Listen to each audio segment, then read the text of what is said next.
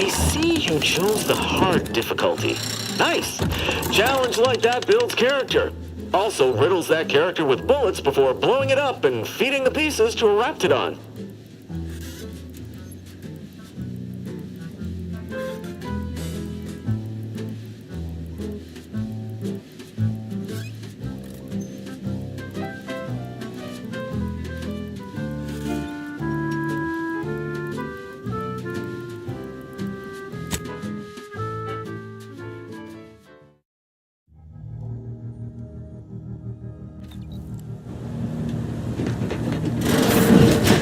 Years and I still can't get my head around what Augustine did. Sacrificing our whole team. And for what? What did our blood pay for?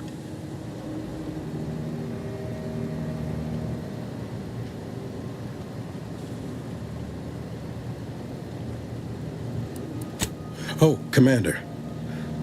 Thought you were Val. Glad to see you up and ambling about. And not, human stew.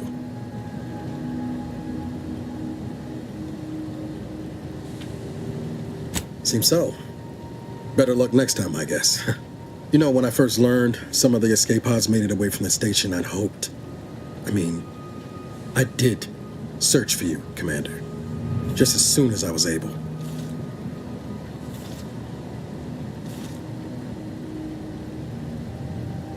Might be you're giving me more grace than I deserve, but either way, thank you.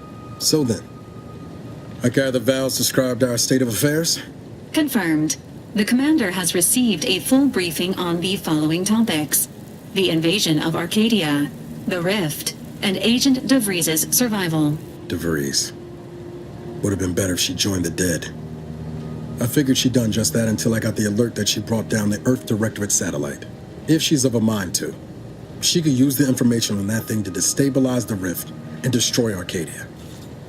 She was one of us, Commander. It's our responsibility to stop her.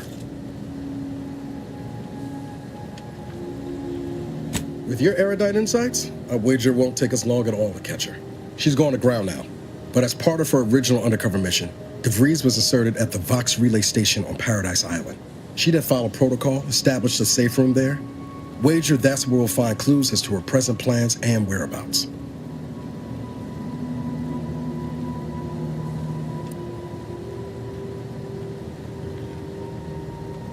Thank you, Commander. Means a lot coming from you. Just to be clear, I'm not saying we're strolling up to the Vox station and knock nicely. The Vox is highly restricted and heavily defended. It'd be a death sentence. We might ought to explore the island first, find out what we can. The satellite alert pinged DeVries' tracker in a town, name of Fairfield. Wasn't nowhere clear as yours, so we need to poke around a bit. Doubt she's there now, but it seems a better place to start than assaulting her Protectorate communications hub.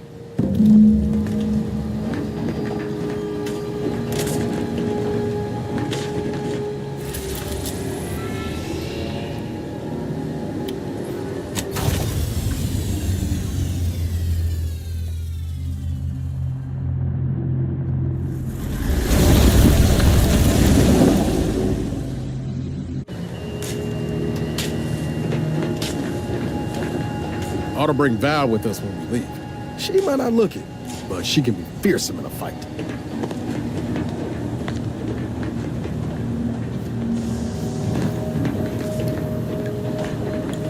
This unit is currently unavailable for further medical assessment.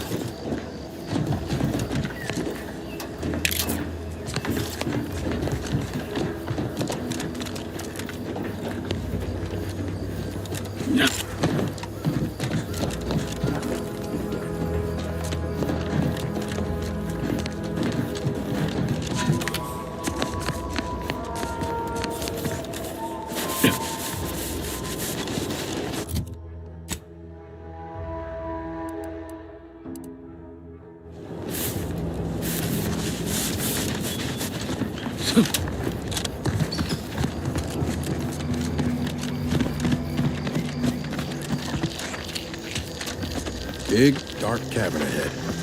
Seems likely we'll find Krabble's hereabouts.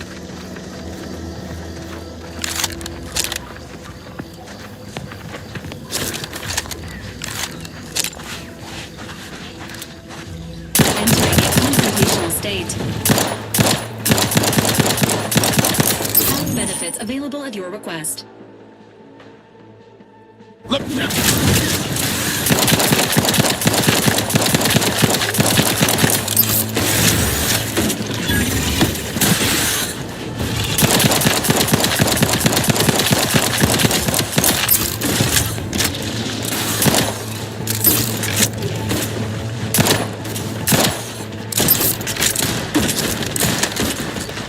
The idea is to kill them before you die.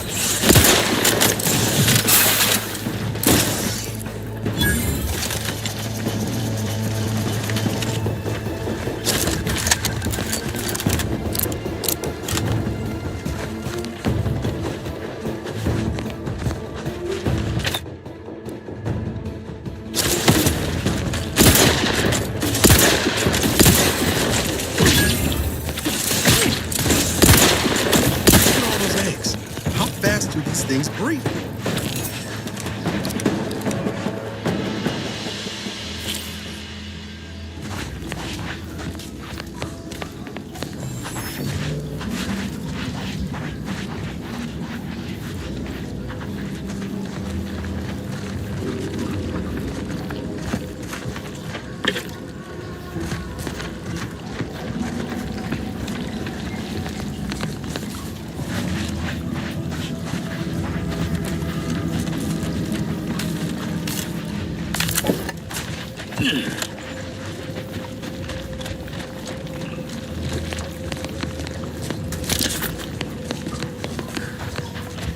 Minor spatial anomaly detected ahead.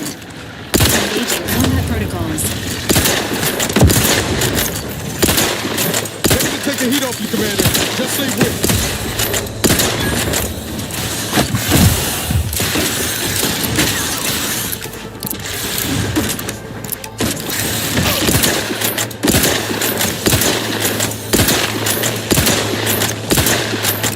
Nobody around. Hey, got a distraction for you. I'm at.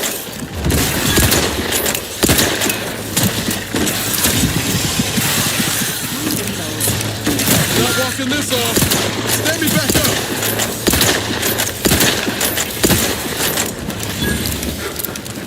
knew you had my back.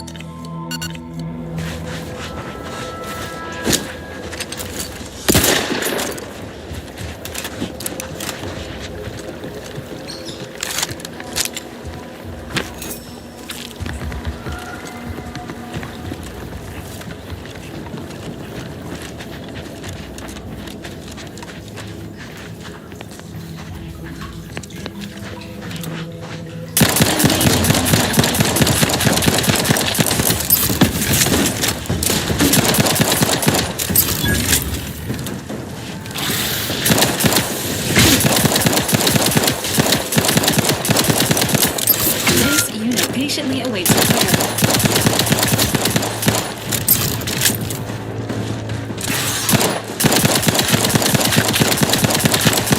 Commander, watch your vitals!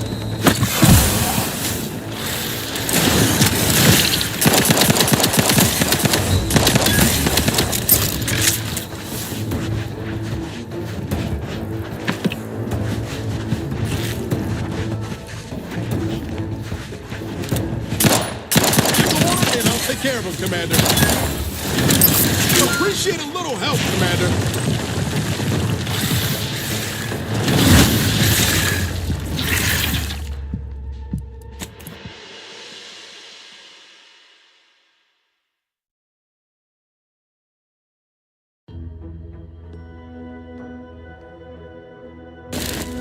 Appreciate a little help, Commander.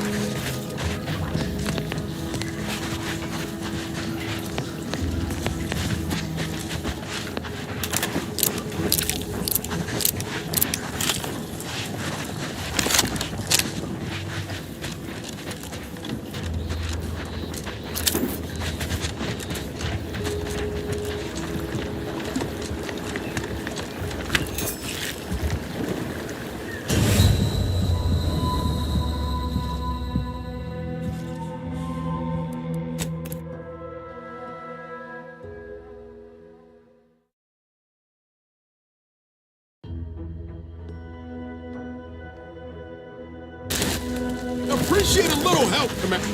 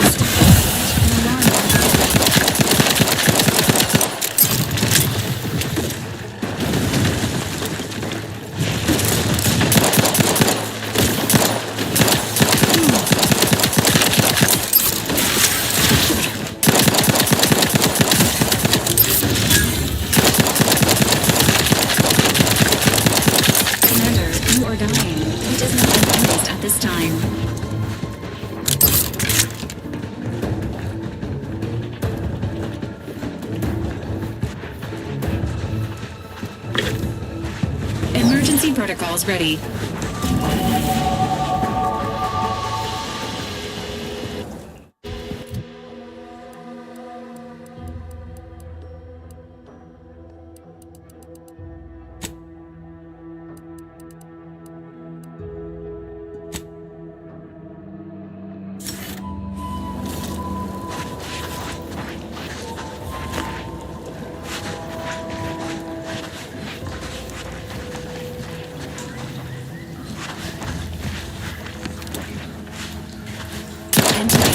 Let me know when you need a stretch.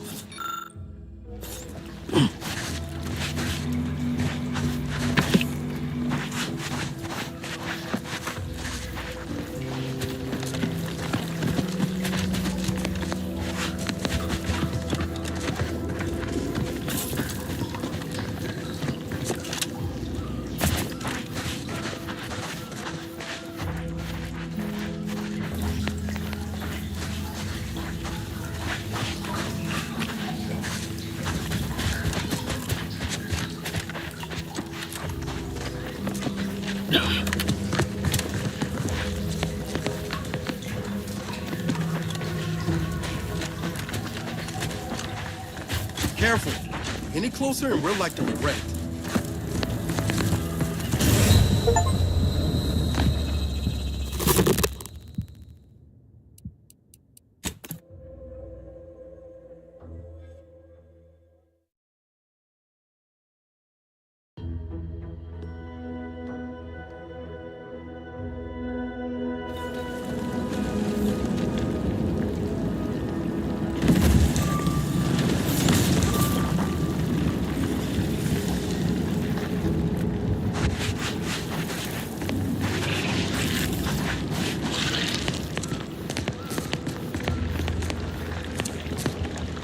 Let me know when you need a distraction.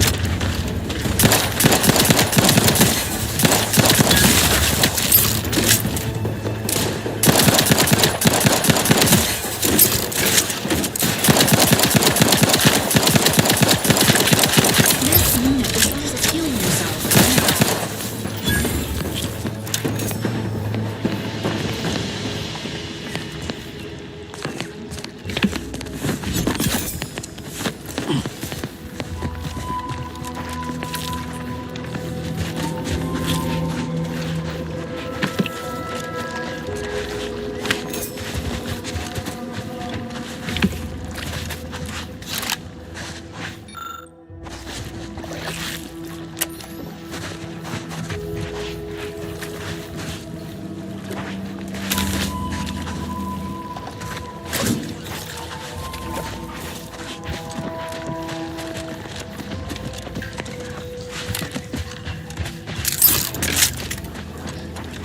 Careful. Any closer and we're like to regret it.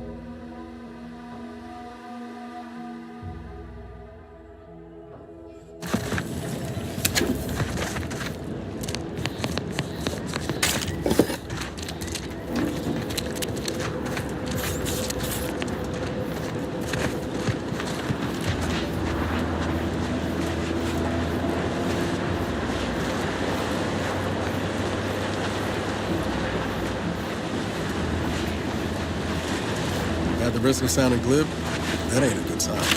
Correction. The sign seems to be functioning nominally. Can't say the same for the trooper.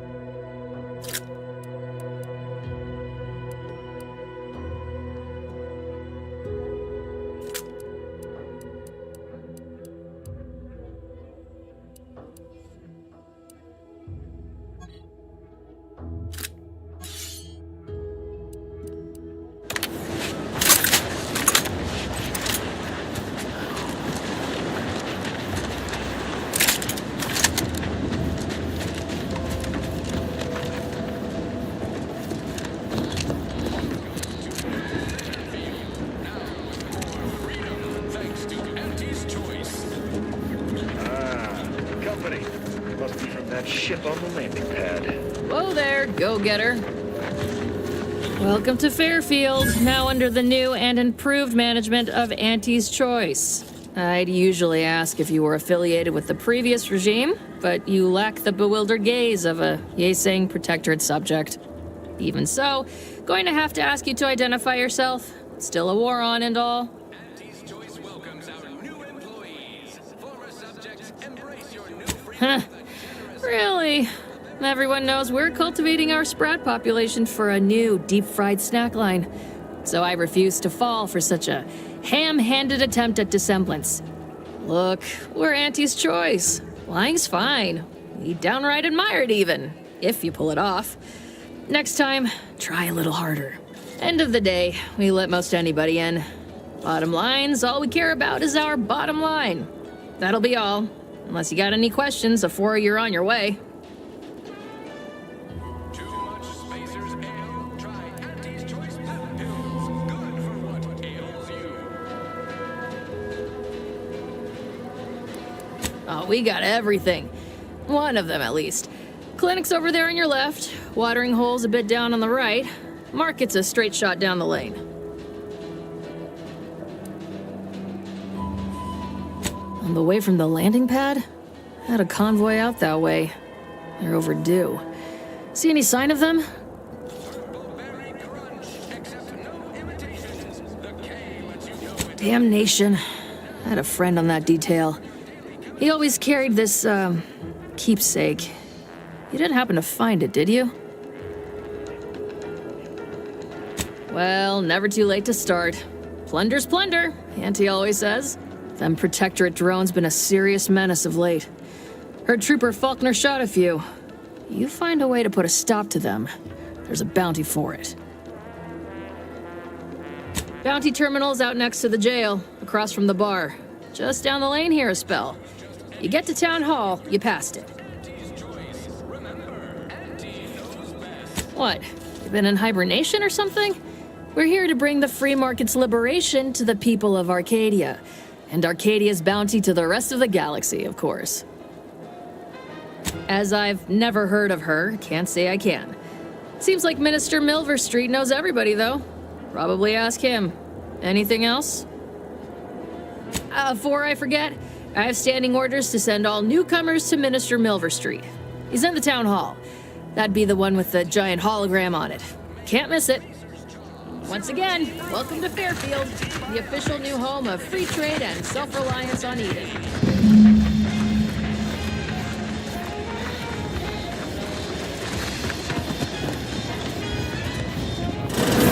Holler when you're ready for me, Doc.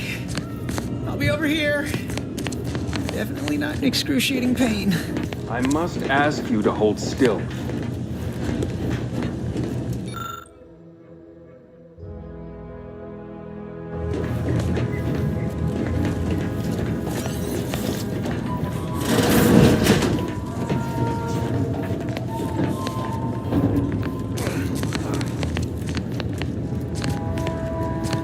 Oh, please, take a seat.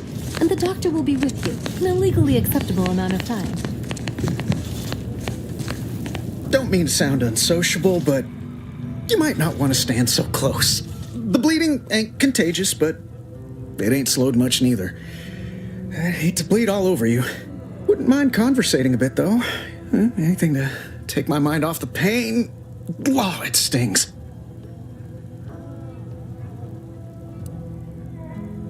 This unit is not permitted to operate within corporate-owned medical facilities without said corporation's consent. Non-legally binding reassurances, however, may be offered. Reassurances, you say? Like what? Deploying reassurance. Do not worry. You will be fine. I guess that's something. Look at me, drawing comfort from a drone after being attacked by one. Funny world, ain't it? I was on sentry duty, bravely surveying our perimeter for threats, when a Protectorate drone attacked out of nowhere. Third time in as many days. I returned fire like it was a cereal. Bang, bang, bang! Pew, pew, pew! Oh, not excessively, of course. Don't want Auntie taking that extra ammunition out of my paycheck. Again, it was all going fine until the damn thing blasts me while I'm reloading. Mighty uncourteous, you ask me.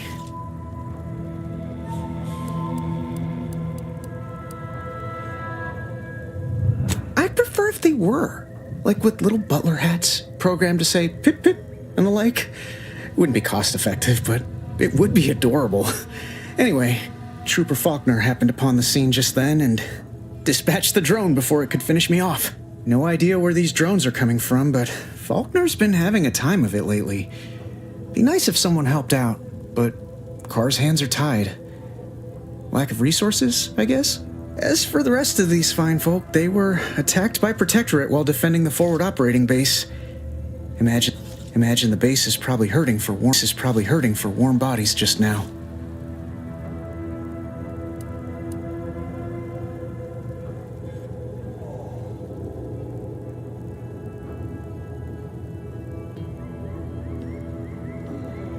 Only one of the most lucrative posts a soldier could be assigned to. Hazard pay through the roof. The FOB's our main line of defense. The only thing stopping the Protectorate from sending their legions over that bridge of theirs and attacking us here in Fairfield. The man in charge, Commander Torres, is a legend. Rumor has it his troopers are relentless, fighting through wounds that would kill most. What I wouldn't give to join his outfit.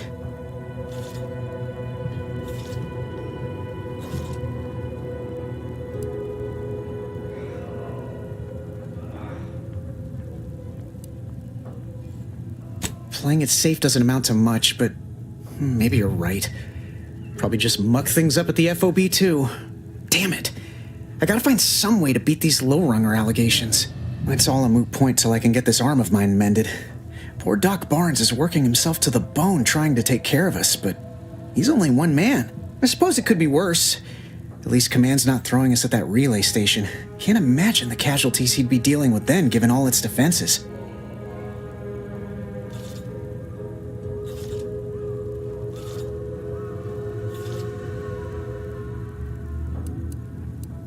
Sounds great. I'm sure Doc Barnes would appreciate the help. You'll find him in the next room over. Just be prepared. He's not too keen on interruptions. If you're not a go-getter, then go away. schedule an appointment if you need to talk to me. My liver ain't the lily kind. Tell it to me straight, Doc. The bullet shattered your tibia and all but demolished your gastrocnemius muscle. Due to the risk of infection, I have to abscise your leg. There is good news, however. I recently enrolled in a course on advanced amputation techniques, so I'll be seeing a positive return on my investment sooner than expected.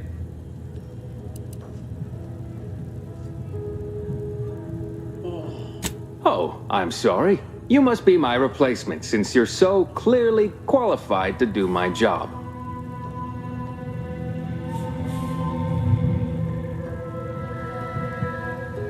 I am not required to answer that.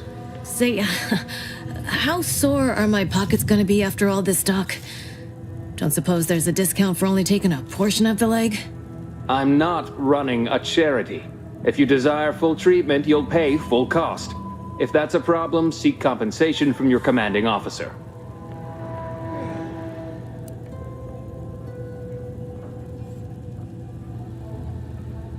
Well then, she should have thought about that before getting shot. This is a mighty big decision, Doc. Can I have a moment to noodle on it? I don't encourage delays, but very well. It'll take a few minutes for me to warm up the saw anyway.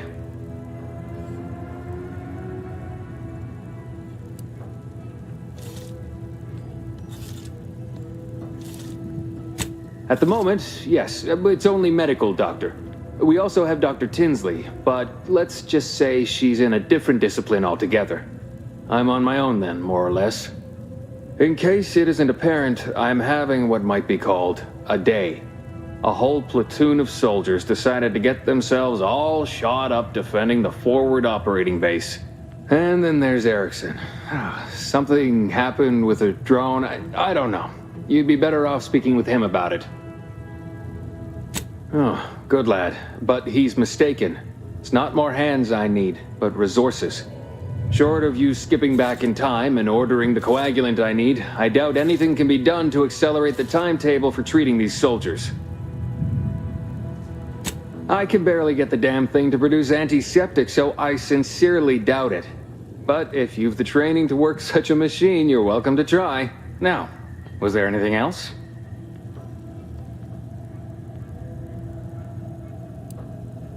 Oh, certainly. Right after I see to all these other patients who arrived before you. Such hysterics would not endear you to me, no. Fine. Merciful law! That's a hideous wound. How are you not in excruciating pain right now?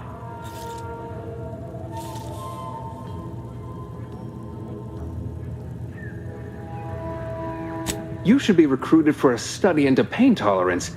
Most subjects don't survive to collect the hourly rates, but I'm sure it would be quite lucrative for someone like you. I can apply some Antes-branded deep wound adhesive, but it's hardly cheap. All right. Well, let me know if...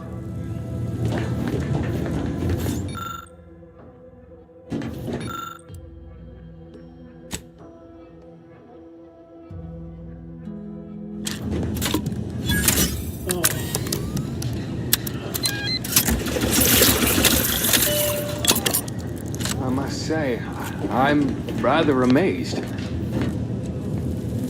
How did you manage to formulate coagulant with only a handful of ingredients?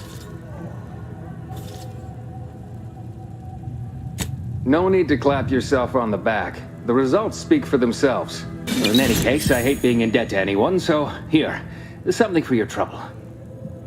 It's your lucky day, Trooper. Not only has our good Samaritan here suggested an alternate form of treatment that will allow you to keep your leg, but they've also made a coagulant that will greatly reduce any complications as I excavate the tibia shrapnel from your remaining muscle.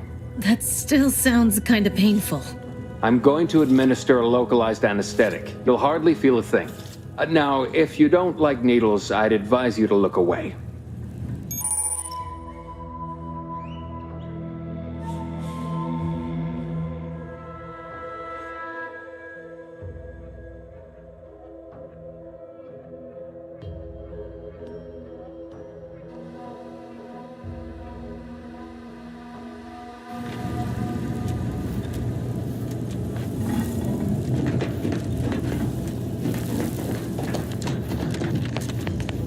I'd say welcome back, but if you're here for the doc, hope you ain't in any kind of hurry.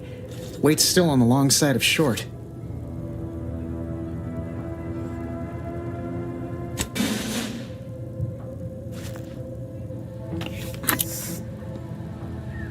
Much obliged. That feels night and day better already. Protectorate forces won't know what hit them once I'm back in the field. Thanks again, friend.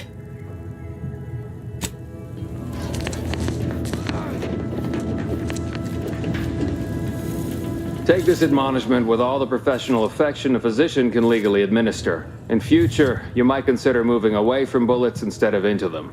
But without my leg, how am I going to climb the ranks? Literally, probably not very dexterously. Metaphorically, well, that depends on your own initiative, doesn't it?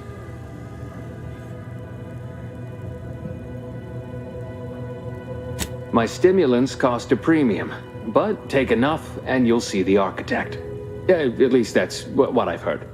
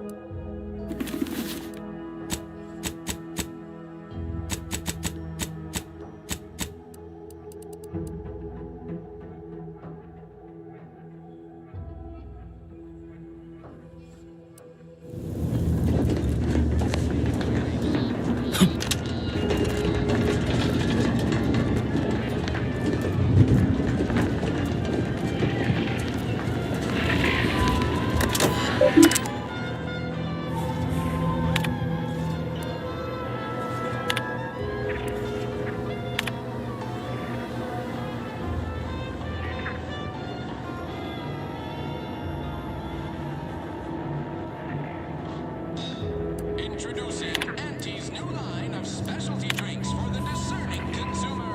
Auntie Fizzos! Keep your petty skepticism.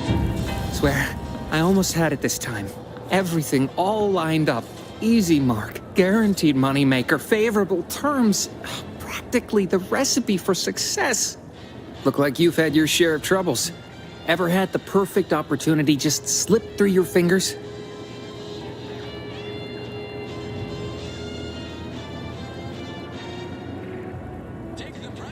So you can understand my situation then. I had just the thing to get me a fast-track promotion to lower middle management. Now you seem like someone who knows a good deal and wouldn't be adverse to helping me out. It's like this. I agreed to meet with a business associate to finalize a deal, but the location got set for Spire Grove. Problem is, you been outside of Fairfield? The funicular to Spire Grove broke recently, so I got no way to get up there. I'd break my neck scaling that cliff for sure. There's a long way around, but it's not for me. Why, the path there might be lousy with raptidons for all I know. It wasn't before, but mayhap they were just lulling me into a false sense of complacency so they can strike.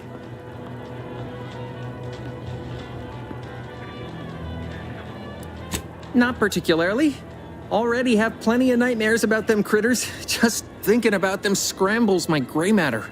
I can't imagine setting foot in Spire Grove, even though it might mean losing a chance to acquire the prize of a lifetime.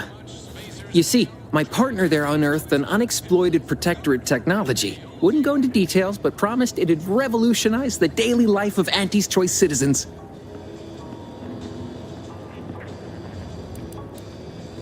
Don't want to bargain none? Might suspicious, you ask me. Like maybe I ought to end this here conversation.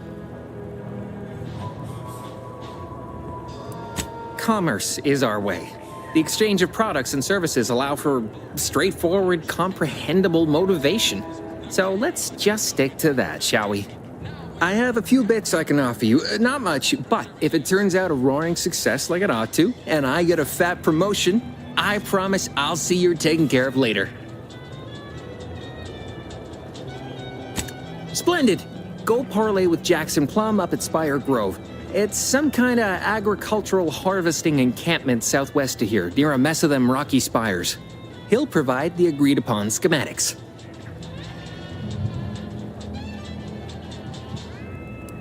Truth is, haven't the slightest. You know the Protectorate have all the most advanced technology, though. Probably something straight out of an Aetherwave serial. Edible spacesuits, N-ray specs, matter translocation. It could be anything. If Jackson's all fired up about it, it'll be beyond comprehension, I'm sure. Well, the broke-down funicular is due west of here. Dexterous-looking so-and-so like yourself could probably scarp her up it in a jiffy. From there, it's just up the hill a smidge. So close, but so far away. At least for me, anyhow. All right, then. Don't let me keep you. Everything you need to get through your day. Adore this stuff? They must be storing something good in there. Yeah, guns. Have you two come to mock me like your fellow dullards? Perhaps if you rub together your only 2 brain cells, you might even come up with something approaching cutting. No. Wait. You're not some corporate simpleton, are you? On the contrary, you have the manner of an officer about you. Someone who understands the substantive weight of command.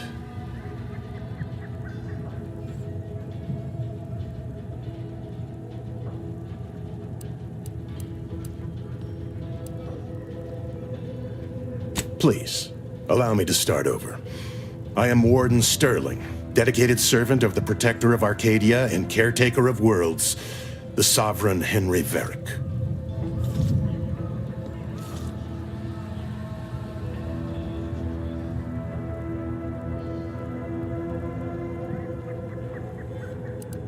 And if I did,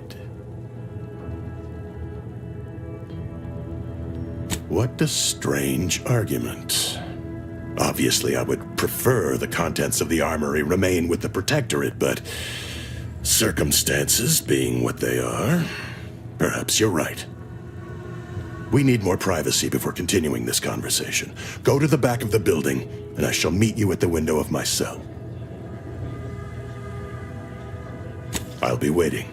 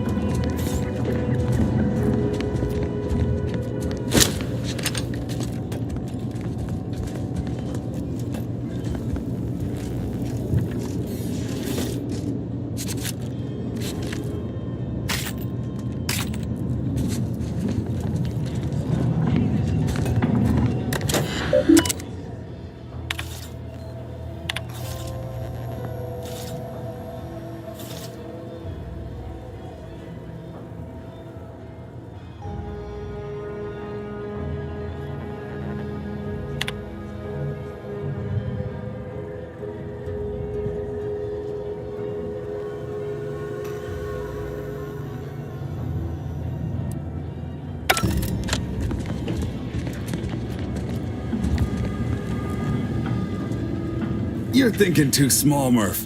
I'd put money on the Protectorate stashing treasure inside. A whole pool of bits enough to swim in. It's a constabulary, not a bank. And certainly not some kind of gold-filled swimming hole. Besides, these Protectorate lack imagination. Never had an original thought wasn't written down for them first.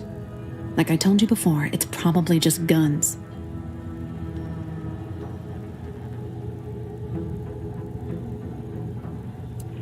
I'd guess you're one such person.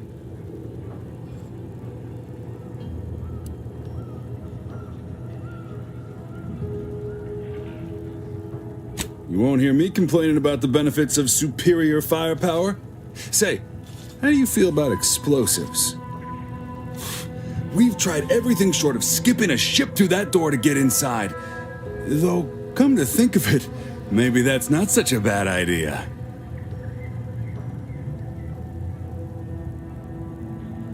I'd love to see the quartermaster's face after turning her lamps onto that requisition request. Fine, Skip drives out. Say, maybe we could commandeer one of them tractors out in the field instead. Oh, bet that could plow through the door. In case you haven't noticed, we're in the middle of a war, and hard to say whether we're winning or not. Better question is why no one else is treating this like a top priority. In any siege, advantage goes to the defenders. Right now, the Protectorate still has control of the bridge to the Vox station. That station is the key to taking Paradise Island. When Officer Carr ever gets the go-ahead, we need to be ready.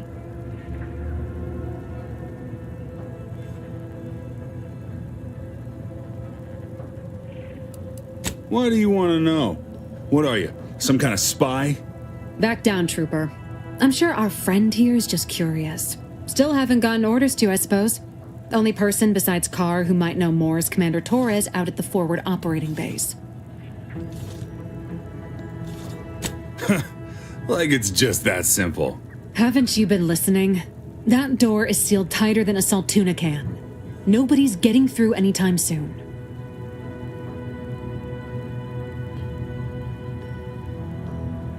You sound like you've got something percolating.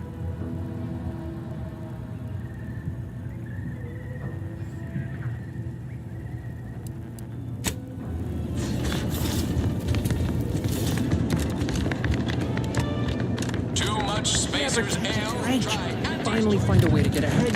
this happens. We should be able to speak freely here without the risk of being overheard.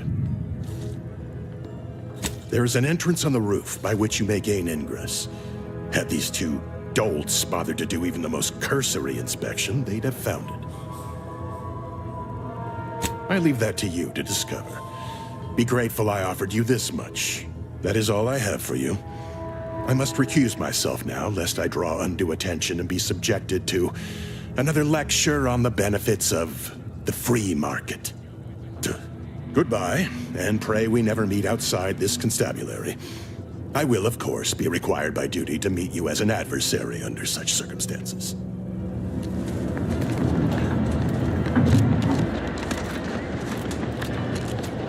Boy, take this terminal and trash it.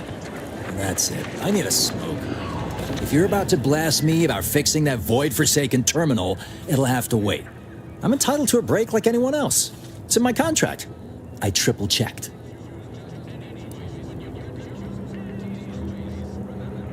You must be thinking of some other brand of coffin nails. Andy's Coronas are made with only the best carcinogenic substitutes.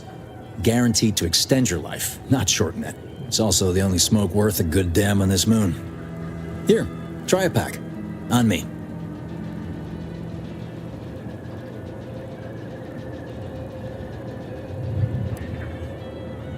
No. It's just like they say, though. A great sale profits everyone. What's good business for Antes is good for us all. I'm a technician. I've been getting pressure from folks up top to deploy these Protectorate drones to the military camp on behalf of Antes Choice. The drones are ready to launch. All that he's doing is fixing their targeting priorities so they mark us as friendlies. But I can't breach the terminal's security protocols.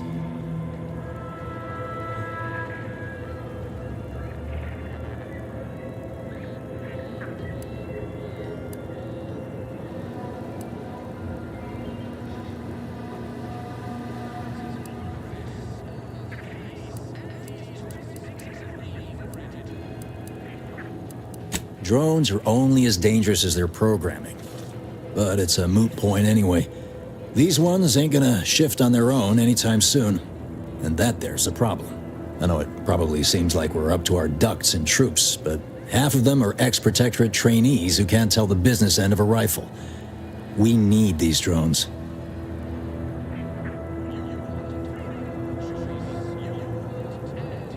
Been key mashing all day. Surprised my fingers ain't stumps at this point. It was as simple as putting in the time, that'd be one thing. but it's a bit thornier than that. These protectorate systems aren't like ours back home. Trip the wrong switch and you get locked out. Have to start all over. Ask me how I know. Have another smoke? Sometimes you gotta get away from the problem in order to solve the problem. That's what I'm doing. I hope.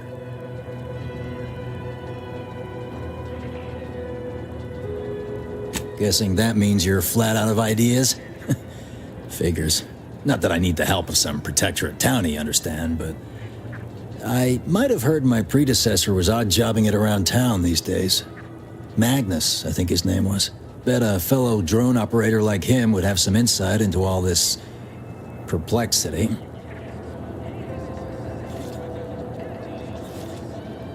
What? Oh, yeah. Must have gotten jammed in there prior to the liberation. Truth be told, I'd forgotten about it. What with all the trouble this terminal's been giving me. If I can get these drones launched, you're welcome to help yourself to it.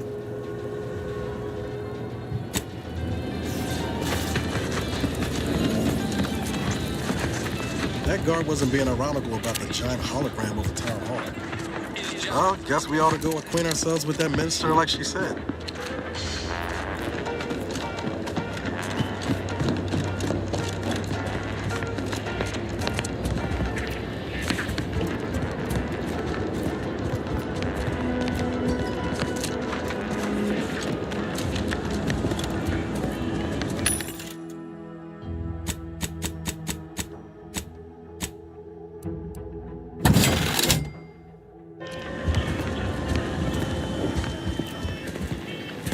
Welcome, welcome. See anything you like? Well, if it isn't a new face in Fairfield. What I meant to say is that we now have the new improved Purple Berry Crunch. Now with 10% more flavor. Or was it crunch?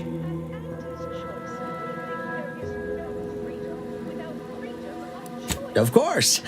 Though I must also apologize for my inappropriate... Anyway, let's try this again. Welcome to More Perfect Goods, a proud Auntie's Choice franchise. Gladly.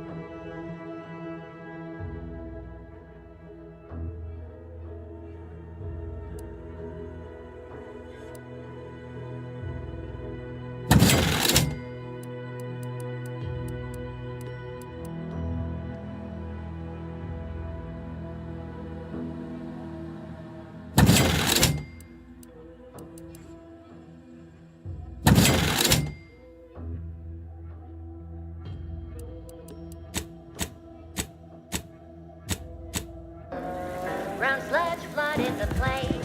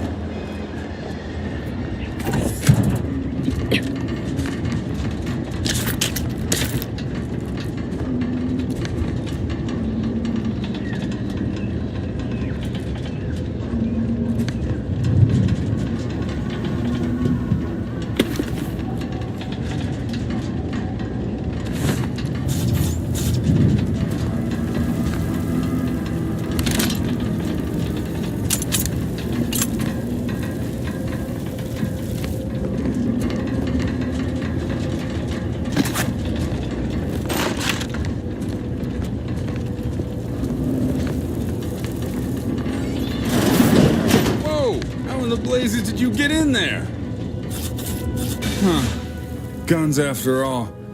Most of these irons look pretty old-fashioned, too. A bit lackluster, if you ask me.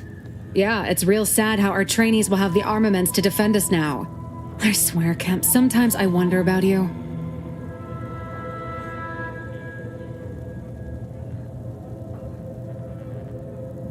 And of course, we have you to thank. That sure was an impressive display of ingenuity and forward thinking.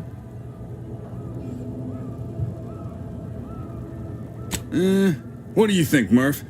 Guess we could make this some kind of tax write-off. If anyone asks, you're a professional we hired through the proper channels. Definitely not some nobody drifted in from the aether. Understood? Good.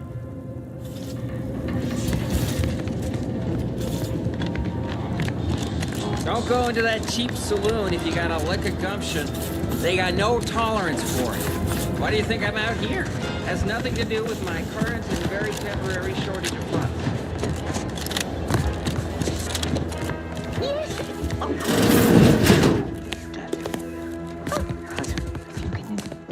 No. No.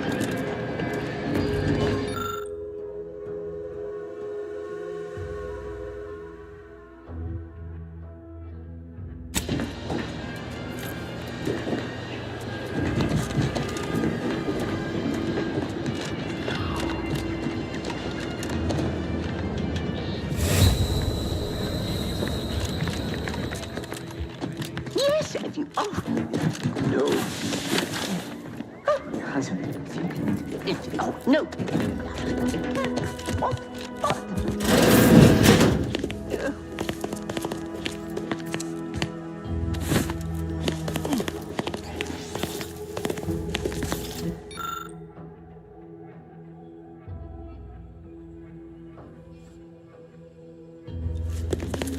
Yes. No. Yet you see fit to keep me in a constant state of consternation.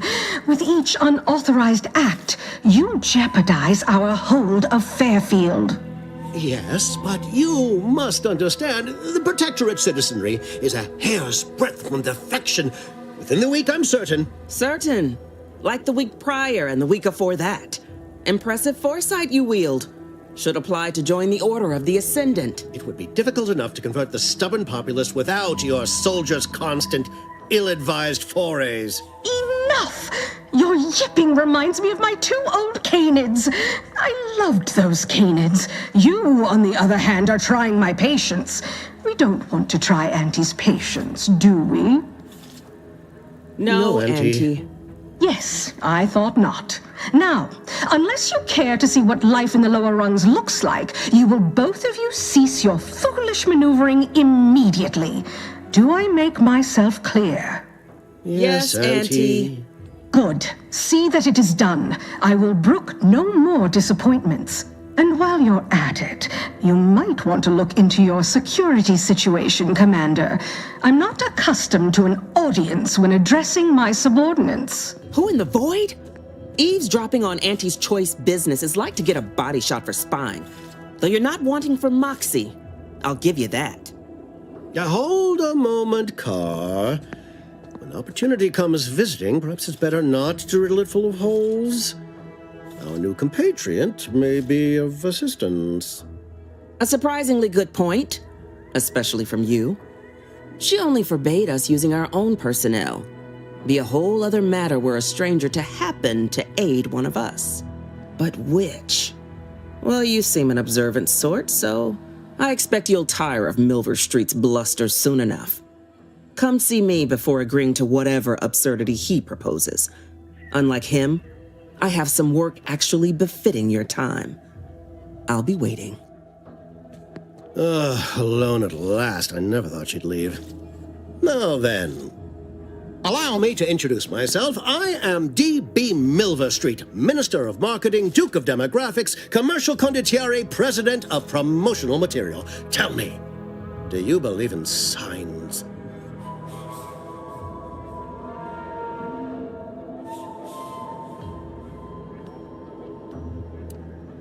Everything happens for a reason. Yes, I can see that kind of line working with our protectorate demographic. I do not believe in signs. I believe in opportunities. Right now, at this moment, you and I have an opportunity to save countless lives. But I'm hardly the type to beg and ask for nothing in return. Tell me, what do you desire of this island? With that hat? Absolutely not. Is this a bad time to mention I can read lips?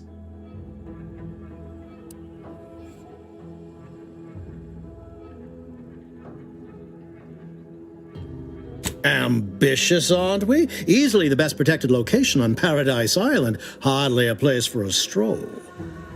But if you assist me, I promise to get you inside. Better yet, helping me shall result in our saving dozens, no, hundreds of lives. Your conscience shall be renewed.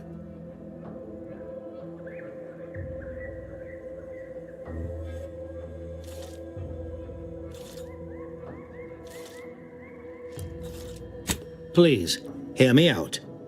Auntie may demand Carr and I do nothing, but for each moment I remain inactive, dozens fall in meaningless combat. I seek a persuasive method of alleviating this conflict. The Protectorate utilizes a procedure known as mental refreshment to ease the temperament of wayward subjects. The Ministry of Accuracy contains vital information about the process and where it is performed. This is the prize I seek. I previously sent a grafted soldier, Trooper Sealong, to retrieve said information, but I have not heard from her in some time. Consequently, I must presume the worst.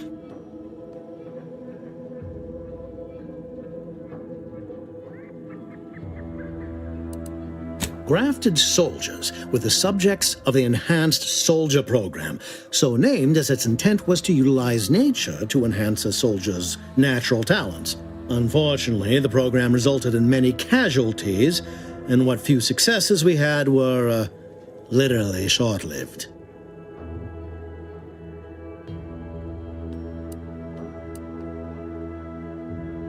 Protectorate subjects willingly submit themselves to a kind of mental reset designed to bring them closer to the Protectorate ideal.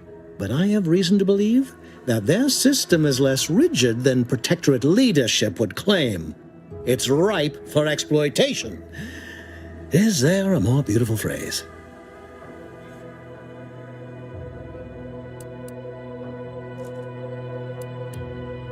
Yes. One additional word of warning. The good Commander Carr shall not take kindly to your working with me, though that is a bridge most worth burning in my estimate.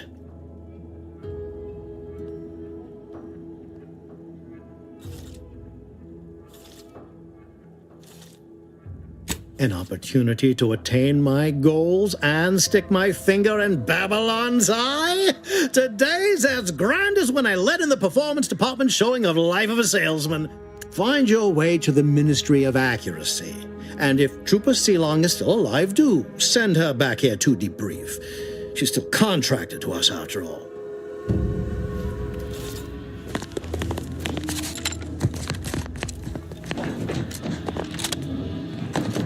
Watch out for that Auntie Cleo. I know she don't look it, but she's more dangerous than she seems. Even the whole of Spacer's Choice. Commander, There is a 98.7% chance that hunting Agent DeVries will require greater amounts of ammunition than you currently possess. Ammunition can be purchased at vending machines or crafted at a workbench using materials like this collection of scrap metal and powder. I can also help you craft items in a pinch when we're out together. Most won't even explode on you. Is it me, or has my ankle been squeaking? You can hear it too, right? Must be the damn rotator again. Anyway, need something, Commander?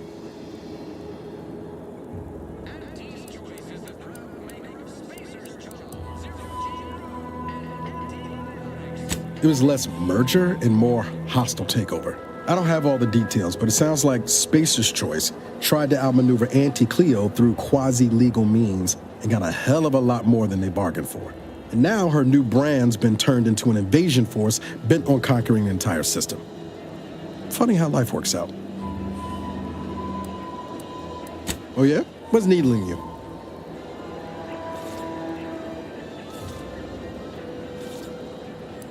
I could ask you the same thing.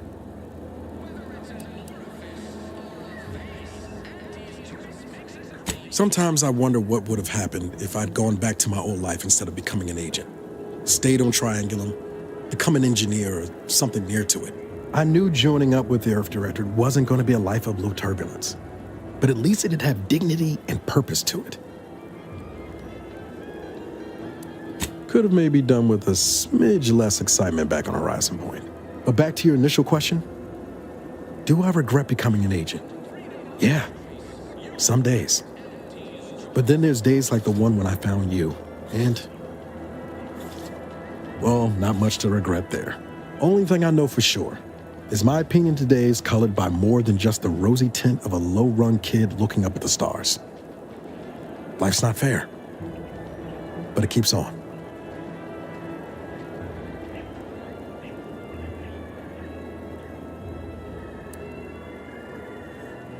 Yeah, I sure came by that wisdom, honest.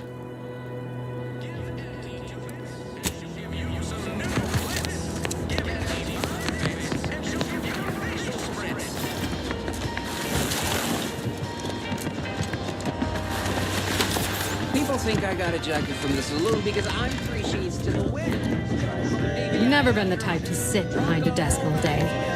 What, when I could stand? Welcome to the name-pending saloon, purveyor of spirits and stimuli. What'll it be, stranger? That is an ensuing step on my 19-point business plan. Trying to find a name that would convince patrons to spend their hard-earned bits here. Like to hear a few contenders? At present, my top favorites are 1. The Drunken Haggler, 2. Accessories, 3. Absinthe-minded, 4. The Fair Shake. Now tell me, which would make you spend your hard-earned bits here? Well, that's what we'll call it then. I'll tell future business partners we did extensive outside testing. I can now check off step 18 of my business plan.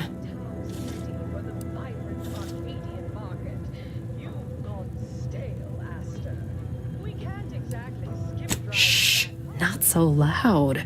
Look, operating a new location sure ain't easy. Swear I get blamed for anything going wrong, whether it's my fault or some foul up from the local head office. But the nice thing about Fairfield, if you sound like you got some know-how, people believe just about any bit of hooey or bunkum you declare.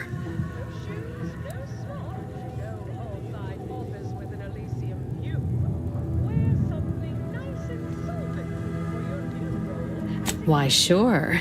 You'd be surprised how much loose talk and idle speculation occurs around here.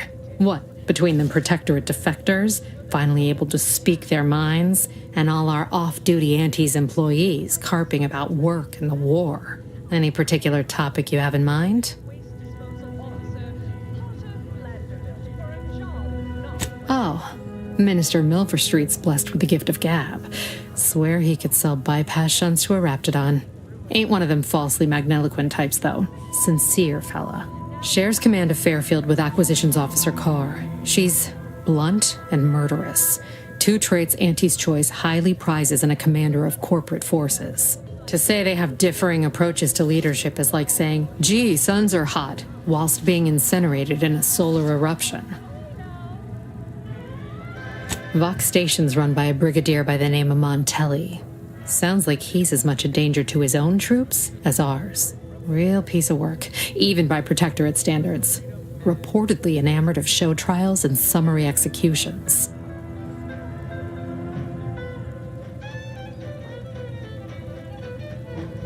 Tell you one thing you can't avoid, the bridge. No other way around it, and at present, it's held by Protectorate forces. We have a small contingent of troops bivouacked nearby. Forward Operating Base, they call it. You're asking me for the particulars of a high-level corporate acquisition. Like, an in-depth accounting of the various parties who vied for control and who won out in the end? They merged. Rebranded. Auntie Cleo seems in charge now. Dunno. Do my best to steer clear of corporate intrigue. My pleasure. Got anything for me in return?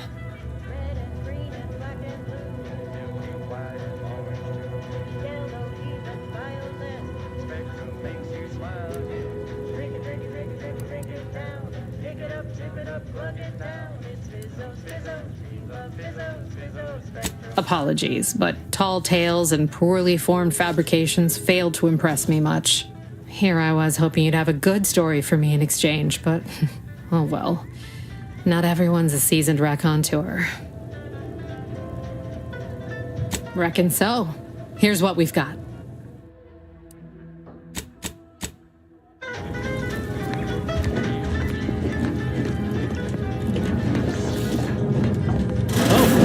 One of my copious. Time for another performance review already.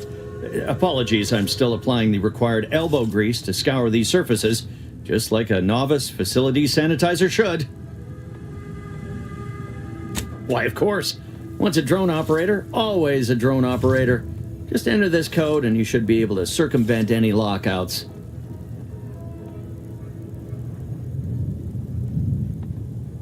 Thank you for making me feel like a vital cog in the system again. Well, now I better get back to cleaning. The only good employee is a useful one, after all.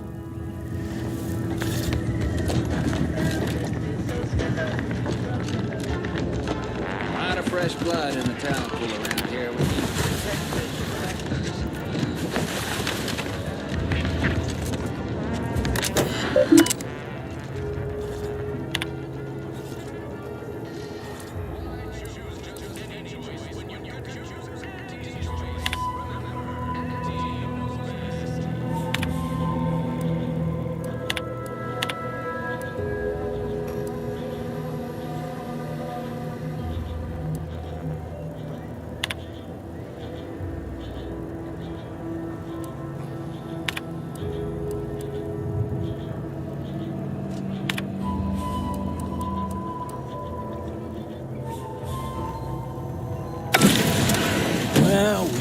Look at them go. Kara's gonna be pleased having them added to the arsenal. Drones launched, and no one dead. I'd say this calls for a celebratory smoke.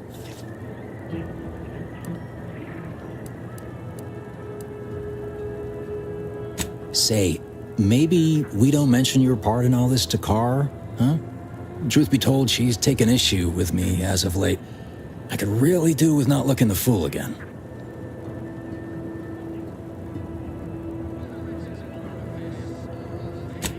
No, of course not. Is that what you thought I was asking you to do?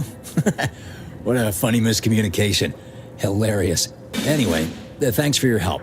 Fairfield will be a lot safer now with them drones on our side. And before you go, take these. I reckon they'll come in handy to someone of your expertise.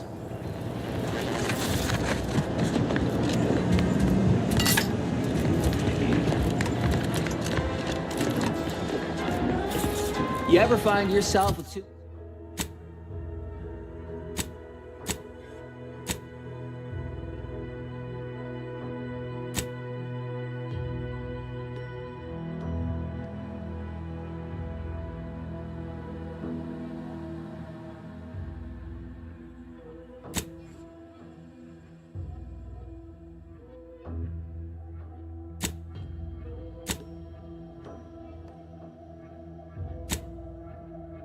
too much disposable income? I got plenty of ideas on how to dispose of it.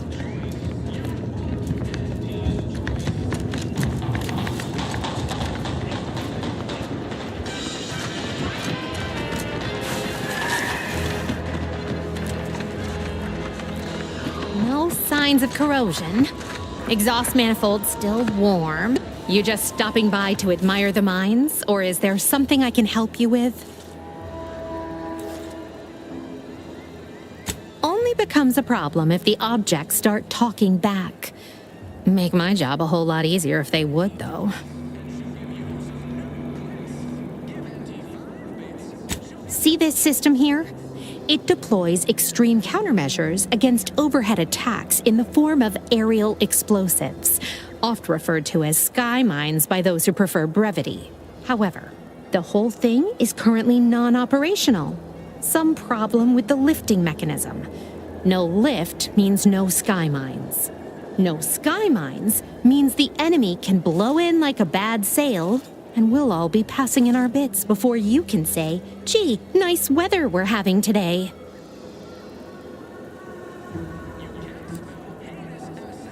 Bit slow on the uptake, aren't you? Until I curry out the kinks in this system, we all should worry. How anyone around here gets any sleep is a damn mystery. Why don't you do me a favor and hit the trail? Don't bother me again lest you've something more to contribute than insults. All right, baby. It's just me and you again. How about we fix that?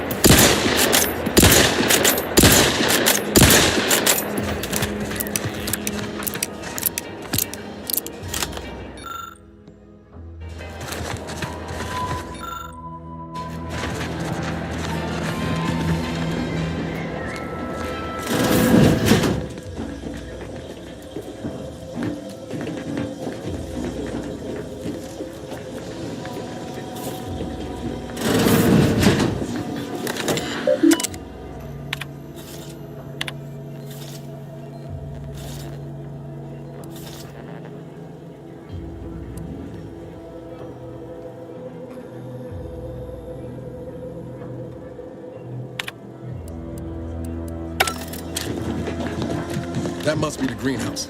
You know, one where that Emmeline is supposed to be moving stolen goods.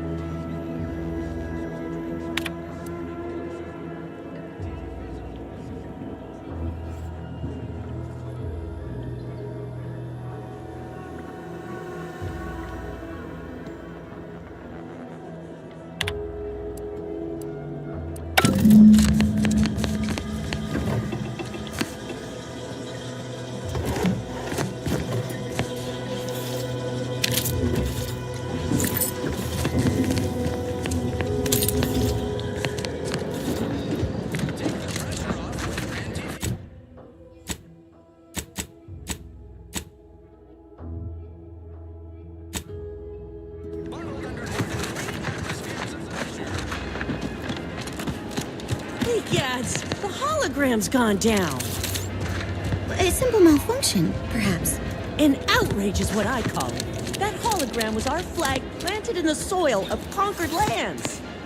And that's a good thing. That symbol is our pride, our identity. How can you wage a war if you don't even have a logo?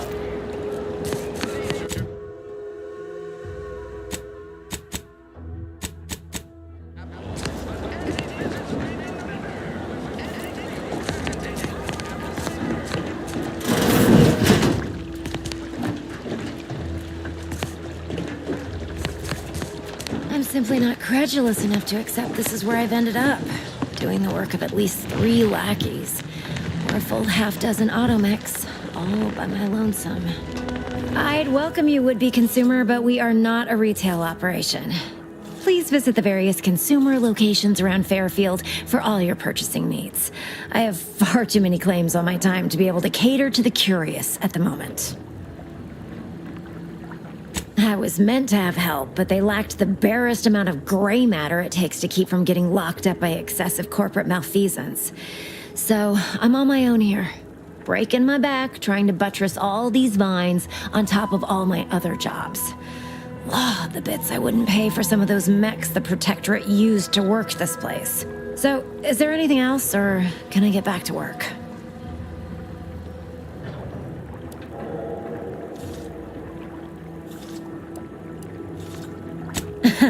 Really? Feel you're entitled to that information, do you?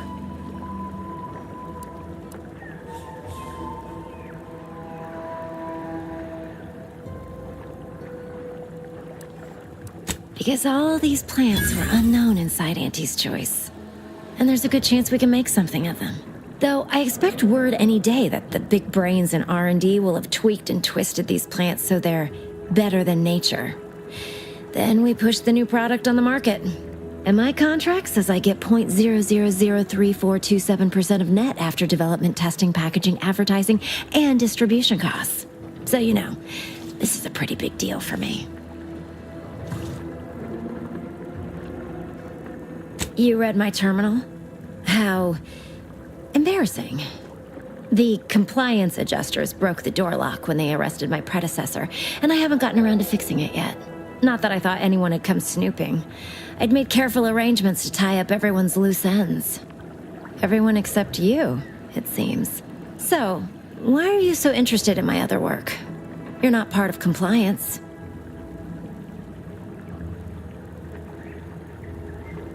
Huh.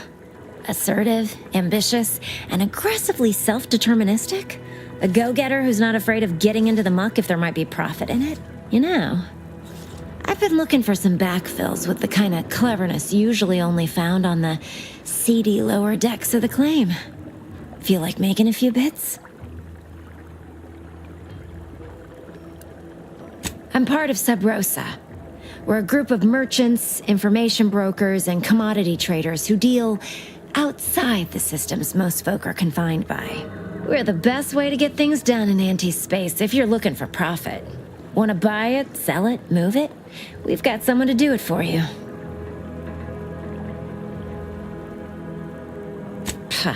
They were rubes, nitwits, dolts so lacking in faculties that they couldn't handle the minuscule, and by that I mean damn tiny, amount of discretion this job requires. They had to be dealt with so we could all get back to work. And now that I'm here, things will be running right smoothly. So, long as your brain pan's filled with more than a half-dead sprat spinning on a rusty wheel, I absolutely guarantee this is a no-risk venture. Well, isn't that just wonderful? I had no suspicion when you walked through my door that you'd help resolve the last of the morass Paradise Island has become for us. And all we need you to do is access Quartermaster Cardosa's terminal and scrub any Spectrum vodka from her ledgers. It's already been resold, so having it in her system could become problematic. Expunge it, and I get you some bits, and the friendship of Sub Rosa all over the system. You get me? Because we are the black market in Arcadia. Odds are, at some point, you're going to need something you just can't get legally. Then you'll be thrilled we're associated. Sub Rosa feeds that appetite to not just survive, but to thrive. And that's taking all of us places. We're more than simple opportunists. We are opportunistically driven. Trust me, for both short-term benefits and long-term prospects, you want to be our friend. It'll probably be nothing. She's just a sergeant, not someone who has any real pull. So, if she catches you, about the worst she can do is a switch on the rest.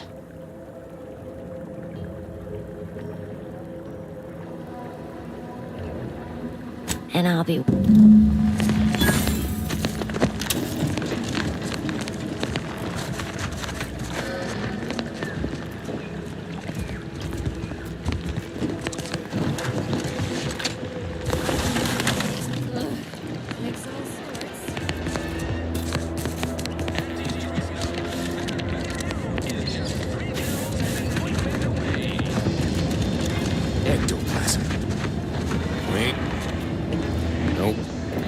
Taro excrement. Heavens, Auntie, you scared the living daylights out of me. Shouldn't sneak up on a man like that. Good way to earn a bullet betwixt the eyes.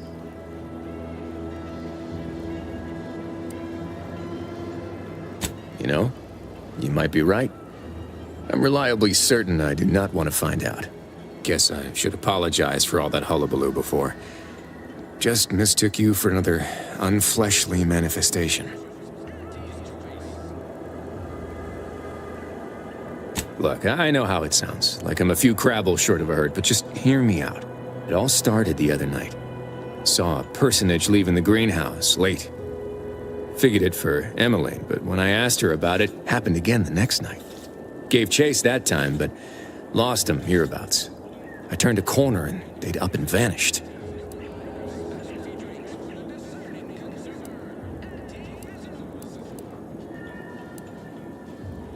I've knocked on doors, peeped a few windows, but then a being of pure information probably wouldn't linger on this plane any longer than necessary.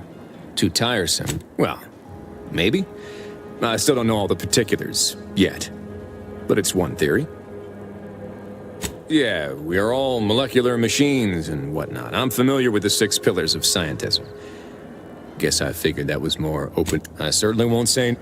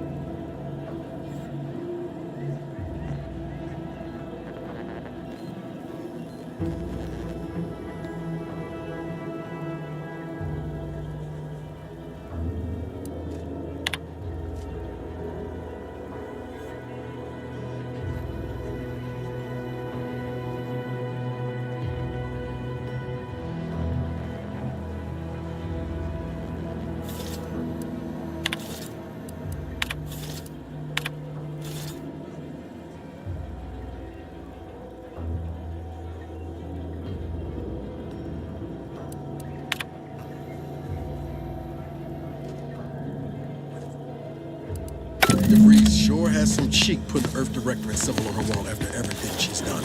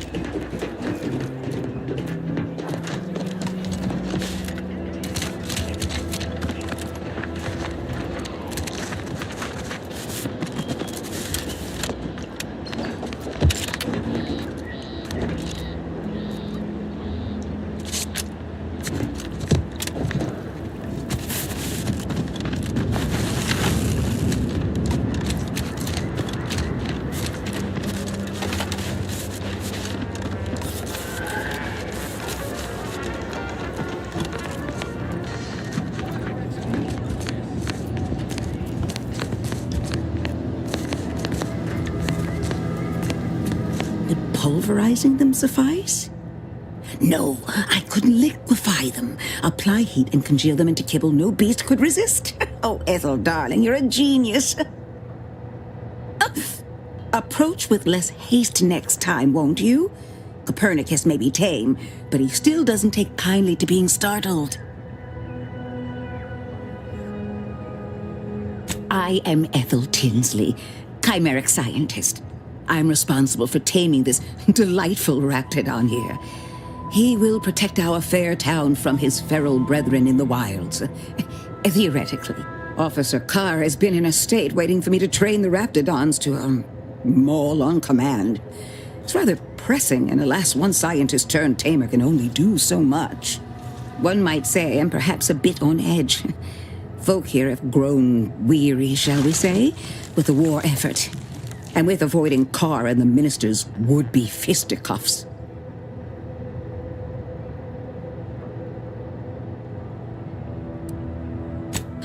If you two have spotted the chasm between them, I fear the Protectorate have already pinpointed the way with which to exploit it. I'm unused to the way things are done here, I suppose. The Protectorate leadership never behaved in such a manner.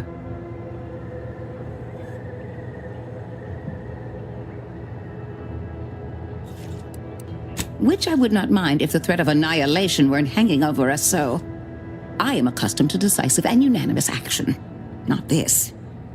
And yet, I would much rather stay here, continue my work, and hope my leaders can reach an accord. Challenging though it may be, one wishes to woo Protectorate subjects to our ranks.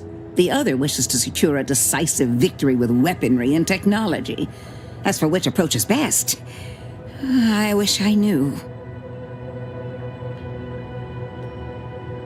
I see. I hope his spirits may be sustained. I have grown fond of the minister, but I cannot help but wonder if he fully understands how proud the Protectorate are. It takes great courage or desperation to acknowledge the wrongs of one's society, and even more to leave it entirely. He may find that courage to be rarer than he thinks, or perhaps he will manage to prove me wrong with his powers of persuasion yet again. How I would welcome it in this case.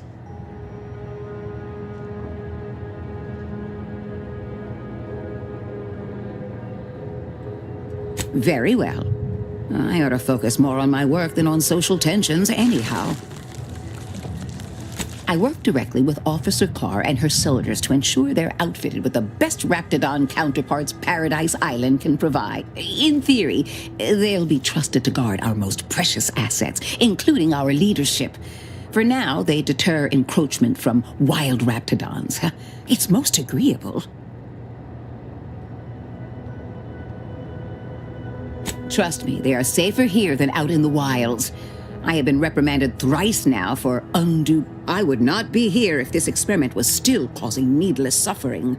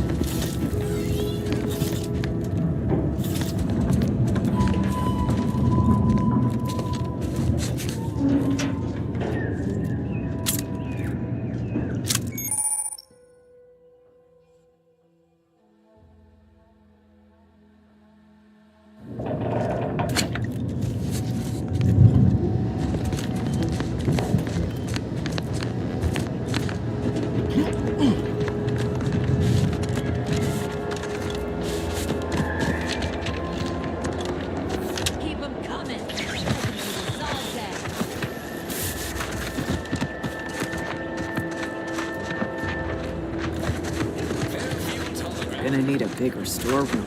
Let me guess. Gun keeps jamming, armor don't quite fit snug as you like.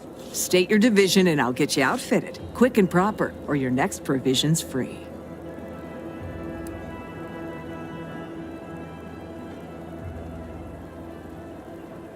Thought these old factories caught a whiff of decrepitude percolating in the air. I'd explain it then. As Chief Replenishment Officer, it's my privileged duty to furnish our brave troops with all of their wartime essentials.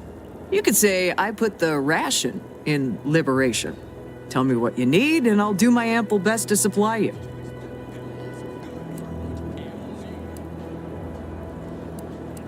I'm sure you'll find something to your liking.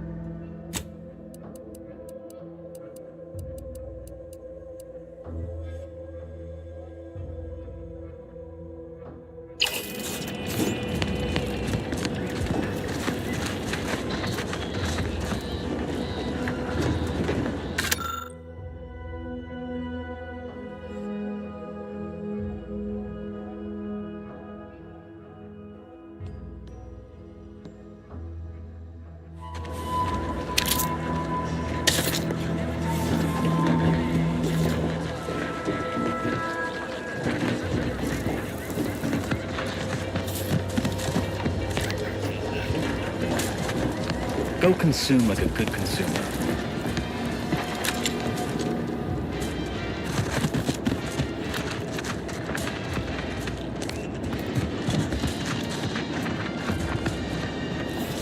Pleasure not doing business with you.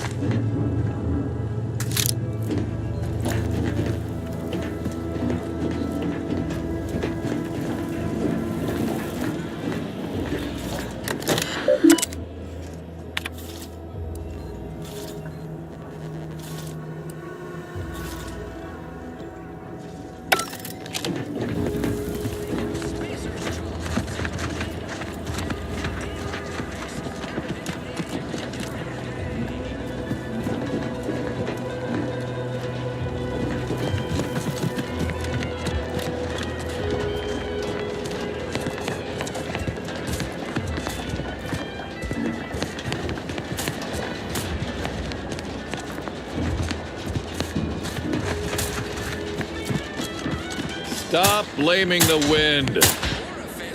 Trainee Lindell, be so kind as to remind us all what the first rule of the range is. Guns are weapons, not toys. And do we aim weapons at colleagues or at our own unprotected upper stories, even in jest? Hint, we do not.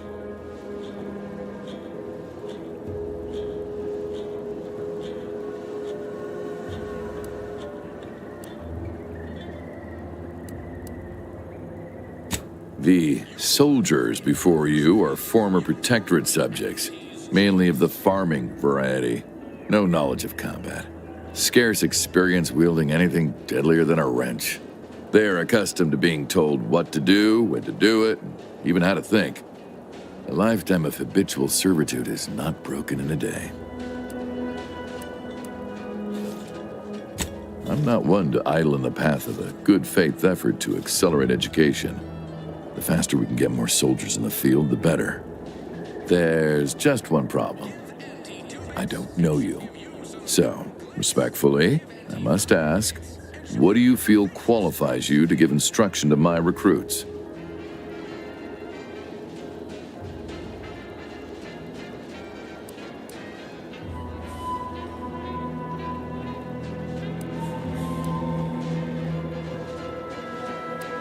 What?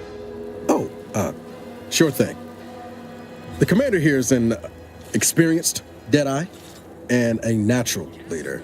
If you're looking for someone to deposit a few pearls of wisdom, I guarantee you'll not find better. Much as I'm inclined to trust the word of your compatriot, I still expect you to advocate for yourself. You're the one who wishes to speak with my recruits, after all, not him.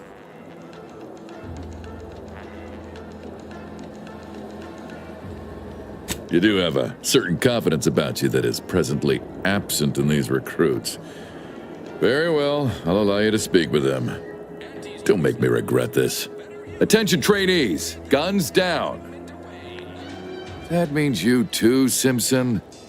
We have a guest who has a few words to share. You have something to say to us?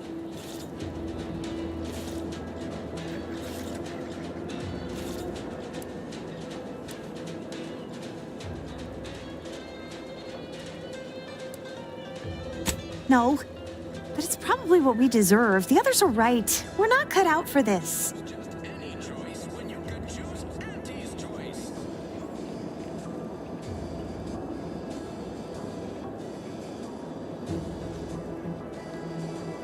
In the short amount of time we've shared, I've already observed a great deal of improvement in each and every one of you. You really think so? Gee, imagine how fearsome we'll be in a month.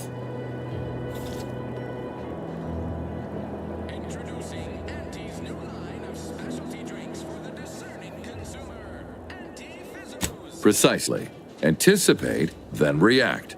Now, if Auntie's faith in you is not misplaced, then prove it, trainees! Weapons at the ready! And fire! Well done, trainees! Well done! It appears your words have had their intended effect. Oh, thank law. The trainees seem quite taken with you, too. As I suspect they would riot if I let you leave without a reward. Please, accept this revolver with Auntie's thanks. Land willing, I will have as much success deploying your wisdom with my next batch of recruits. Nicely done!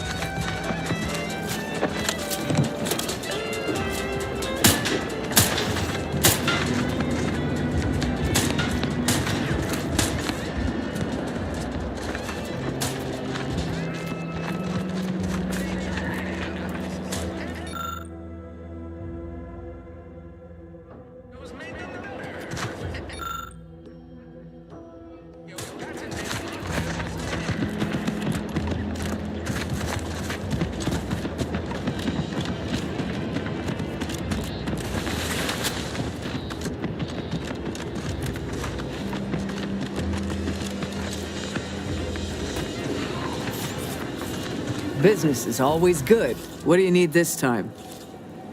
Good eye. Though I'd say they're better than nice. Got more armor than a hammer claw. If things had turned out differently, it might be someone else standing here. While I'd be off piloting one of those beauties.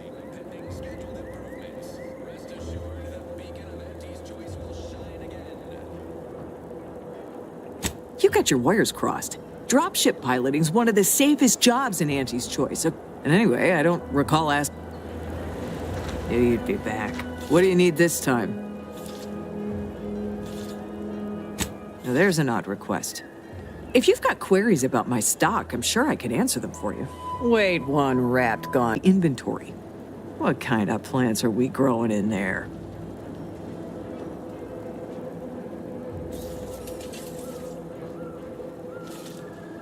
All the while, I thought they were growing healthy little comestibles. They were planting the seeds for psychological warfare. Literally. Shows what I know. All right. Ms. Galloway can have access, but only because I believe in not biting the hand that feeds. Or, in this case, grows. Keycard to access the terminals, right here on the boxes beside me. Feel free to nab it.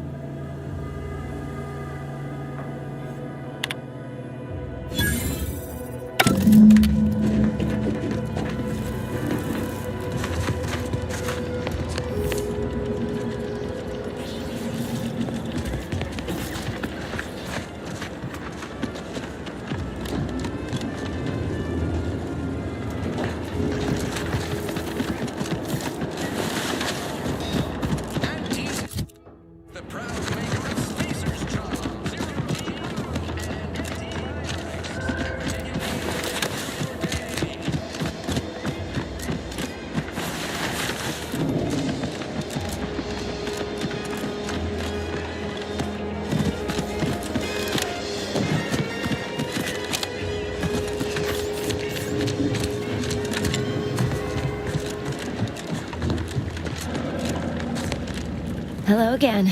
You get that inventory issue sorted? How grand. That officially mops up the last of the mess from the buffoons that came before me. And while this might be a tad fewer bits than you were hoping for, just keep watching for paintings of a stylish yellow rose with a split black circle near the middle. Like the one you passed on your way in. Find that rose, and you find Sub Rosa.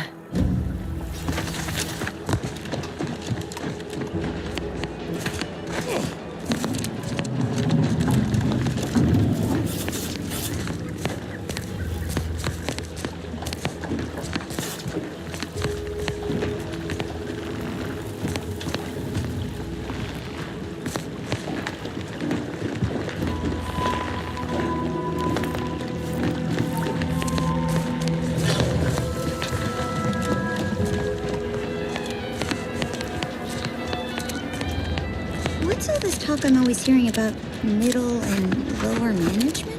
Well, the middle managers assign all the hard work to the lower managers, who pass that work on down to the bottom rungers. Bottom rungers work just hard enough so they won't get their contract canceled by the way. Your upper story must be more damaged than this launcher if you're back tugging on my ear again. I'm here to do a job, not make friends. Maybe I'd feel differently if so many people's lives didn't depend on me fixing this system. But no, if only I hadn't misplaced my repair manual last week.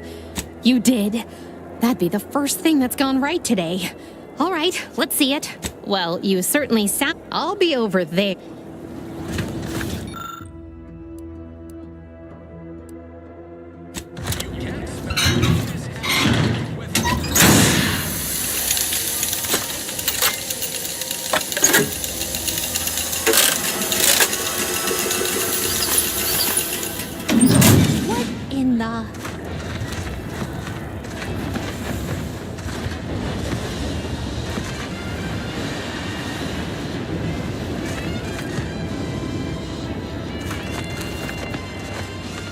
All right, so you got her working. Bully for you. No, sorry, you're right. You did me, and all of Fairfield, a good turn here. Just thought I'd feel more relieved when the launcher was working again.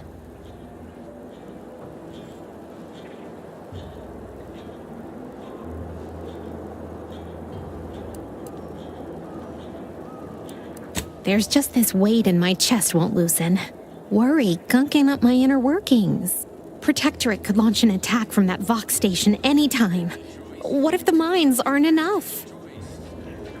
Yeah, I'm a real piece of work. Maybe that's why we worked well together. Here, managed to cobble some frags together from a damaged mine earlier. Who knows? Might get you out of a pinch one of these days. And seeing how expertly you worked, you may as well take this armor modification too. I'm sure you'll have an easier time installing it than I would.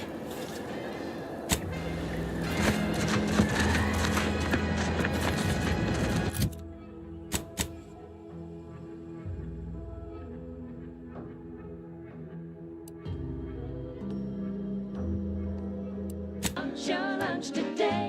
Put a rocket in your bucket and launch your lunch today.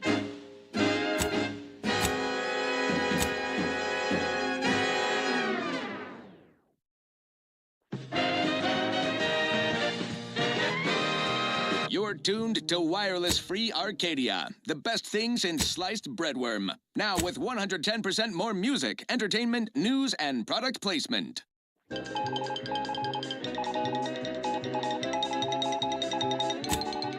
As you are all well aware, the opening salvos of our liberation of Eden were wildly successful.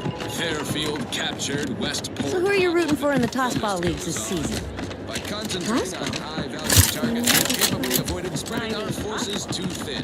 This is a strategy we will continue to employ. Case in point, even though the Automech Repair Center has been successfully rendered unable to repair automechs, several patrols have since gone missing in that area. You may wonder whatever could be to blame. Combat drones, a hitherto unknown species of aggressive Edenic wildlife, a group of Protectorate survivors gone hideously feral. Whatever the case, it has been deemed by Command an unnecessary distraction. All Anti's Choice forces are hereby ordered to avoid the southeast coast of the island entirely. Now, on to other things. This one always makes me pretend I have the sun in my eyes.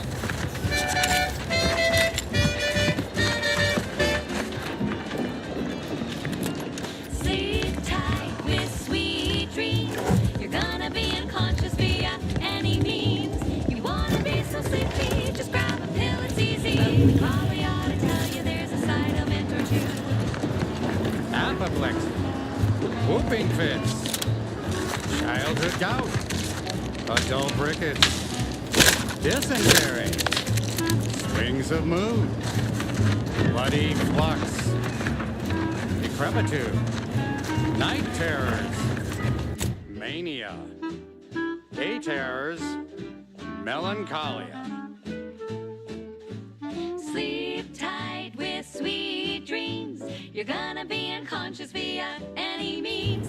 You wanna be so sleepy, just grab a pill, it's easy. One more interlude, additional ailments include Chronic itch, inflammation, night sweats, flatulation, lumbago, mild days, sprumpox, general malaise, imbalanced humors, dyspepsia.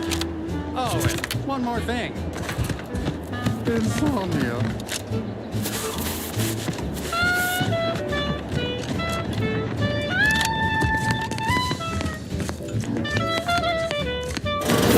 I suppose it was only a matter of time until we were discovered. Though what an odd thing to die for. Apples.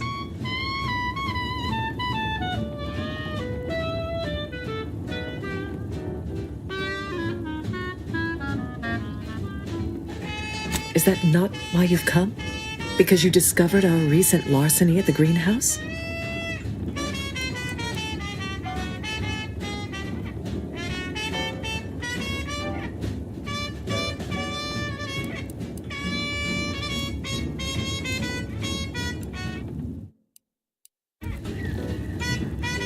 And here I was given to believe you invaders were soft on crime. Wait, I hear footsteps. Is this a secret cellar? And hidden in plain sight, damn near. Well, if they're only flesh and bone protectorate. Let no witness. Confronting threat.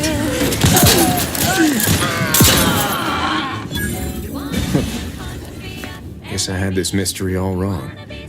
Small part of me was hoping Never mind. It's downright foolish. I lost a friend in the invasion. A good friend. Thought maybe all this was her trying to send me a message of some kind. I appreciate that. Never really talked about the direction of my thoughts on this topic with no one before. We represent an amalgamated collection, making everything from bandages and salves to weapons and ammunition. If you can eat it, drink it, smoke it, shoot it, or turn it on, Auntie's Choice makes it, grows it, or smelts it. Come join Auntie's family. Help make us even larger. And now, back to it. I don't know about you, but I could use something a little more upbeat right about now. Like this.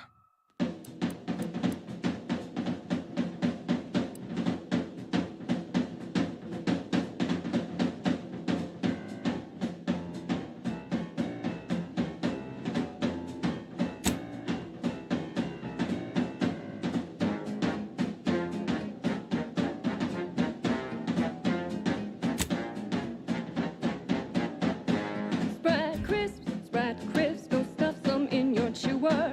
Who would guess that tasty flesh was found down in the sewer?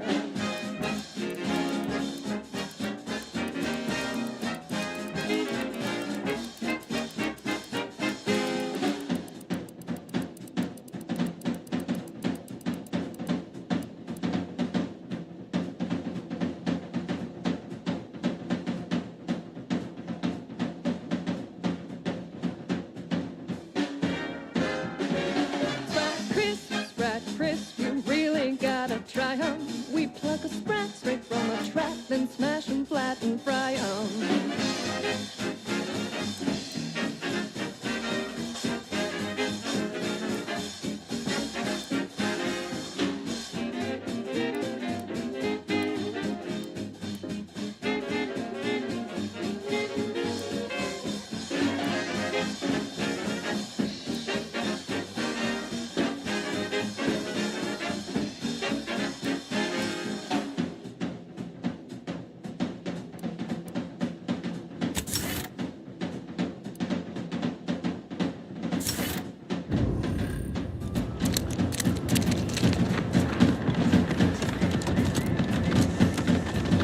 Sprite crisp, 1000% germ free. Cause nothing survives when it's like 405 degrees.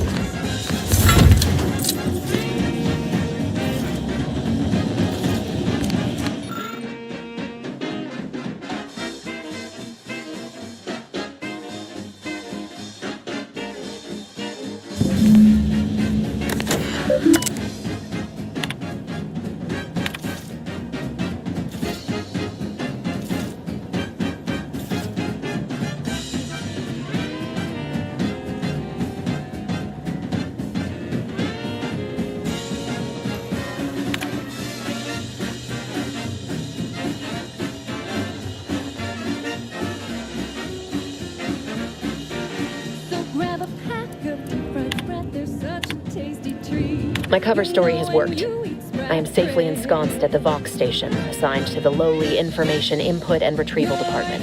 Seems a colony so certain of its absolute control over its subjects can be less than rigorous when it comes to security.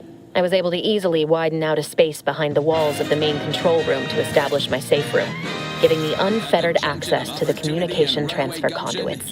I have hacked into their system downstream from the security protocols, so I am able to infiltrate their entire system with them being none the wiser.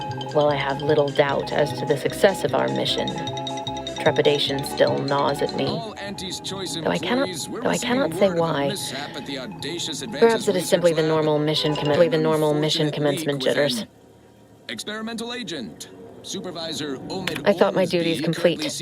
Information gathered, reports filed, preparations made. I'd even created a fictitious identity and work transfer to Horizon Point Station well ahead of schedule, in order to keep anyone from tracking my movements upon commencing the mission. All that was left was the waiting.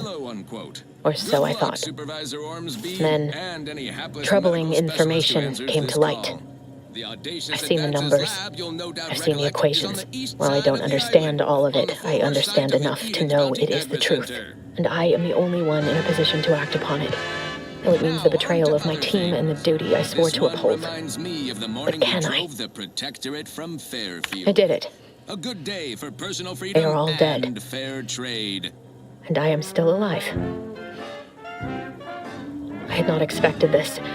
I had prepared no alibi and so felt assured my ruse would be discovered and I'd not have to carry this burden. But the complete gullibility of the Protectorate subjects cannot be underestimated, it seems. My threadbare excuse of my grievous wounds as pitchball injuries was accepted without question. I can only keep telling myself it had to be done. Something which becomes harder by the day as the rift anomaly grows in the sky. But it was all part of the plan. Wasn't it? I can't believe this. Void me if I understand any of this. DeVries sold us out for what? Because of a few equations? Some dots and lines on a graph? Good fucking law. I mean, she wasn't a damn scientist. She said it herself. She didn't understand all of it, the math. So what was she thinking? Oh, yeah? And how many of those colleagues went and blew up a space station on account of it? Damn it! I never wanted to talk about this. I wanted to just leave it alone. Told myself, no point in dredging up the past. Should have known he wouldn't rest. DeVries may have saved me on Triangular, but I wasn't the only one looked up to her. Lots of the other recruits talked about her too, back at the academy.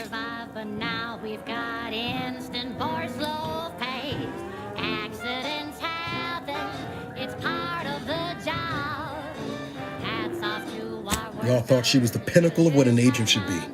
Tough, smart, in a job she couldn't get done. Better and faster than everyone else. Inspired all of us.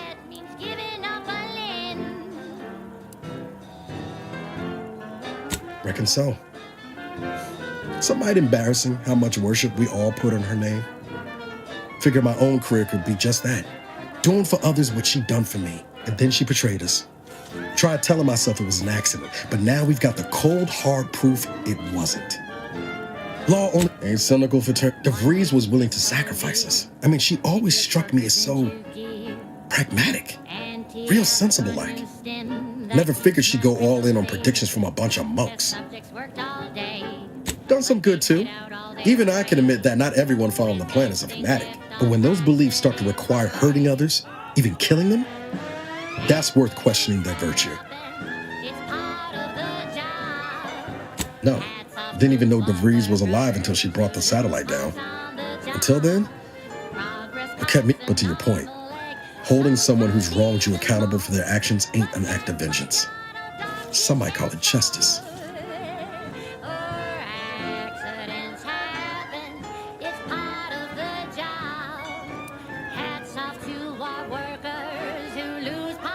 Whatever name we put to it, it'll feel dead. Whatever her plans, she started putting them in place while stationed undercover at the Vox Relay. Our next point of order ought to be getting in there. Reckon there's got to be someone on the island who can help us with that. Let's keep asking around.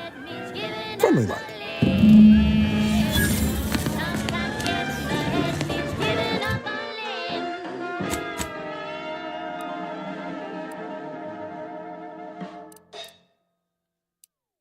That goes out to the dedicated employees of the Aggressive Acquisitions Department.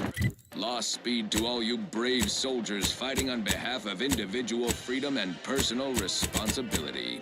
Thank you so much for tuning in to the one wireless station in Arcadia that doesn't tell you what to think, only what to buy.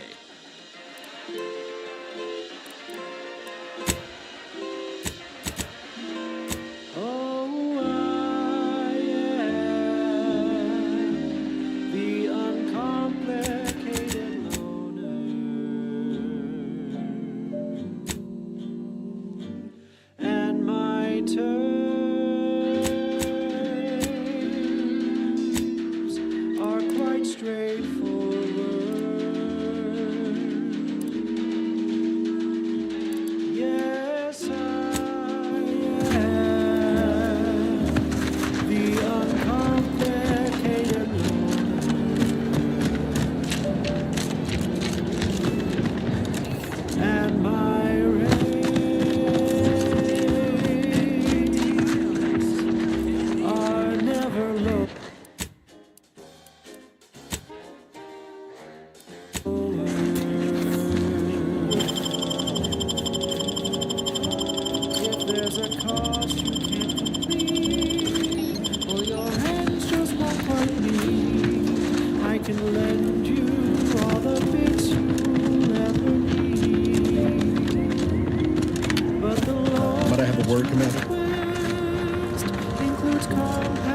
I know I've been pushing to find DeVries, so this might seem a bit of a left turn.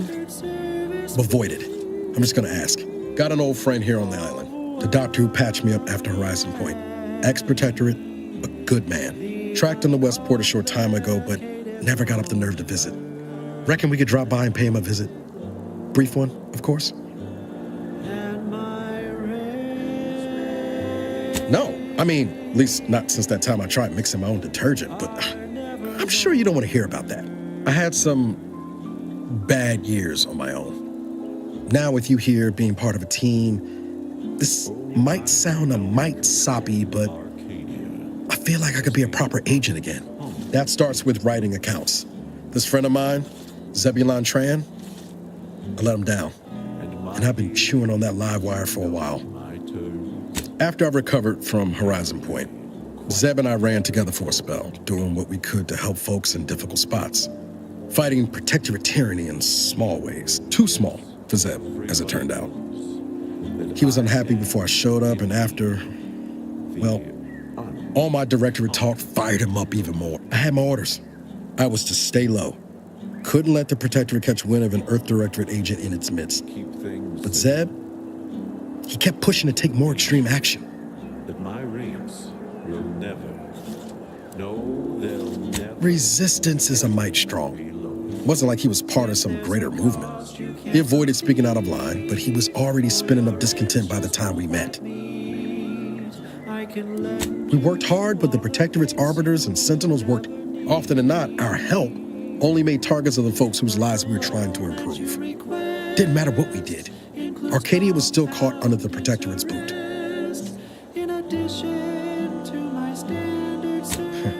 Guess some of what you said way back when stuck. All that talk about putting people first. Figured that's what I was doing. Anyway, things weren't good. Zeb and I couldn't find the rhythm we had before. We were arguing. Only later I learned Zeb hadn't given up the struggle like I assumed he would. He got to stay in mental refreshment for his trouble. That's the last I heard of him. Till recent.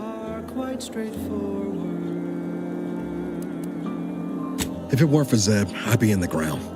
It's a debt I never properly repaid. Plus, I don't relish his last memory of me being a... And since finding you, well, a lot feels possible now that didn't before. Much appreciated, Commander. Westport's on the east side of the island. I tracked Zeb to somewhere on its outskirts. But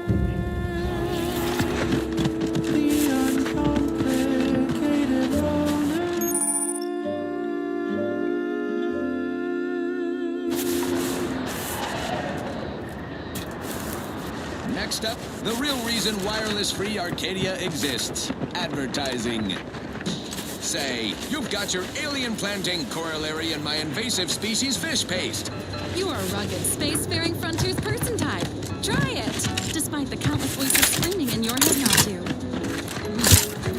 It's like sour milk and expired medicine. Yet despite this... Whoa, Val. Watch where you're pointing that shooter of yours. You've been pitching a little unevenly. Fastball incident of 97. Automacs are not permitted to participate in toss-ball games, leagues, or tournaments. I mean, your aim's been off. Wouldn't want me or the good commander here catching any stray. Oh, what's this? Non-protectorate personnel just sauntering up onto my porch, free as they please. Admit I'm accustomed to a higher standard. State your purpose, outsider, or exit yon way you came.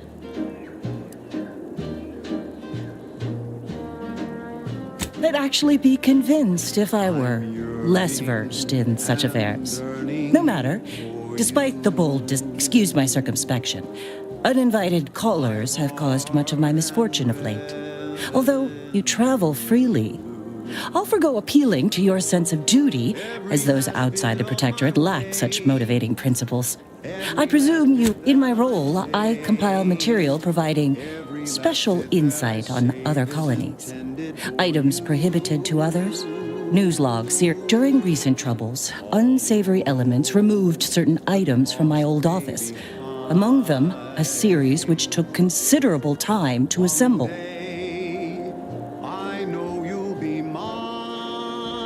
A form of manipulatory ideation disguised as popular entertainment. intended to sway the audience to their point of view, couched within just a crackingly exciting narrative. Tell me, are you familiar with Science Adventures Quarterly, featuring Commander Zane and Buddy and other sensationalistic space stories?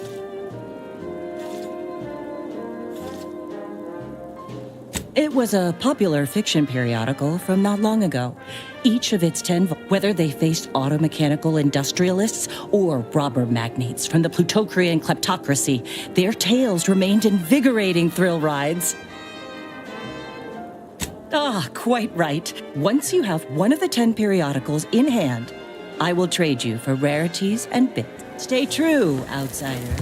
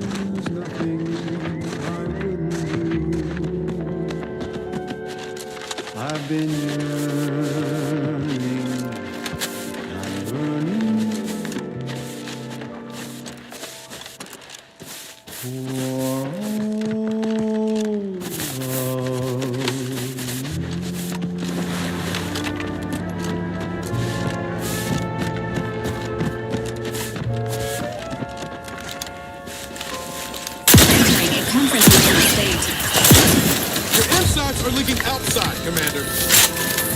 Engaging hostile life forms. Now, a catchy pitch for products we can't live without. The stamen of a typical Acadian Titan flower, or Colossicus arum, is responsible for dumping several pounds of dander into the local atmosphere. Sequencing attack strategies. Multiplied back by the buildings surrounding most settlements and the many other flora native to the colony, and you have a recipe for Guns locked and loaded. Let's get the signal.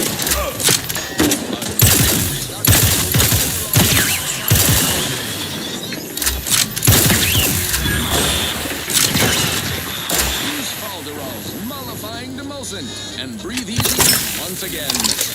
Falderall, the most trusted name in exo-anti-allergenics.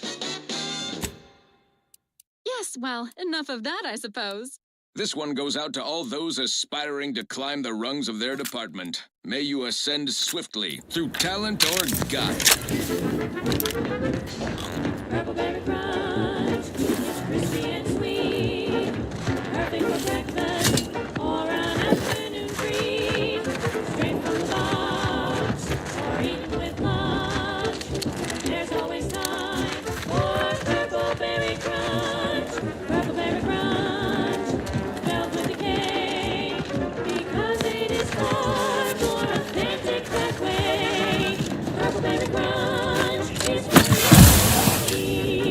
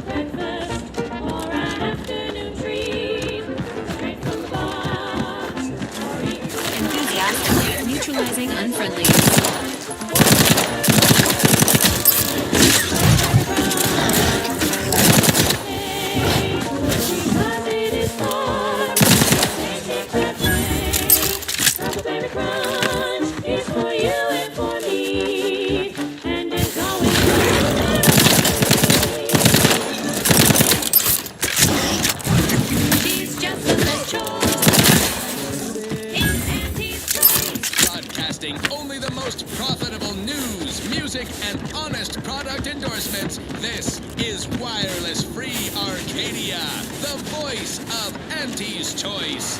Greetings to our Order of the Ascendant listeners.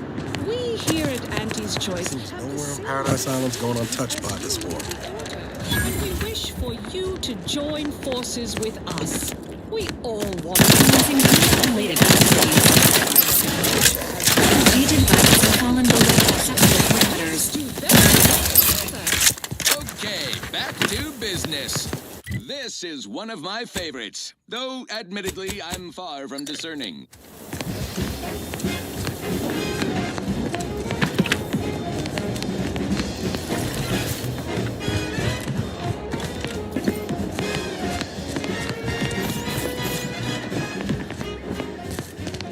There was a lonesome boy with a hapless friend whose love spun around and then she came to town. A marketeer whose spot came up with the news of a board, a deal that could refuse. Yes, and he welcomes you with arms open wide, and all you got to do is sign the dotted line.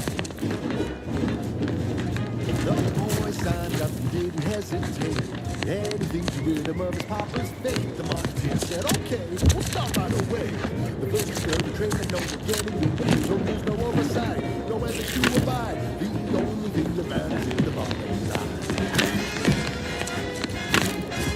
Follow you still how you profit more. You cut the cost, you raise the price, the profit soar. The joy of laissez-faire. Wouldn't that be swell?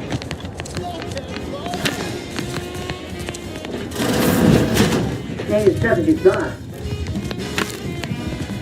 Hey, you! Get over here before you get yourself killed.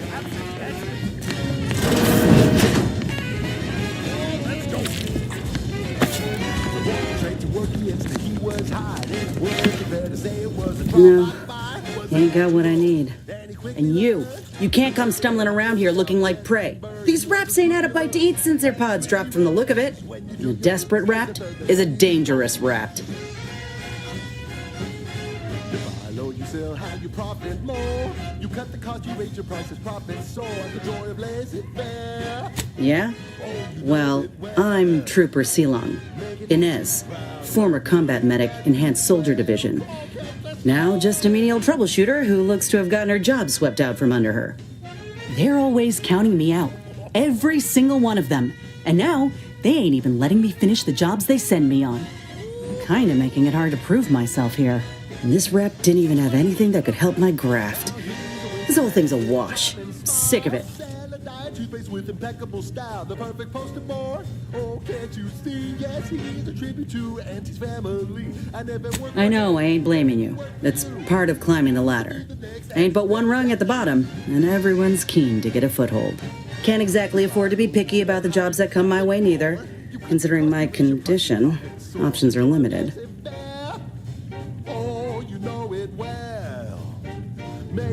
If you had, you'd know. Unless you're accustomed to seeing folk roaming around with exposed muscle fibers or stunted extra limbs on their backs.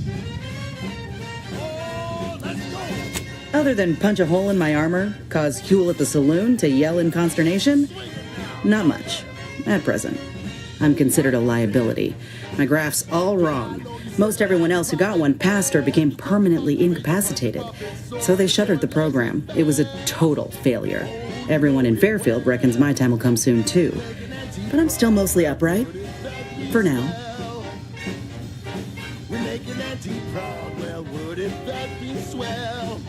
I just know I can do more for Auntie and for the war. It's just this damn contract. Unless I can amend it so I might fix my graft, proving myself ain't happening anytime soon.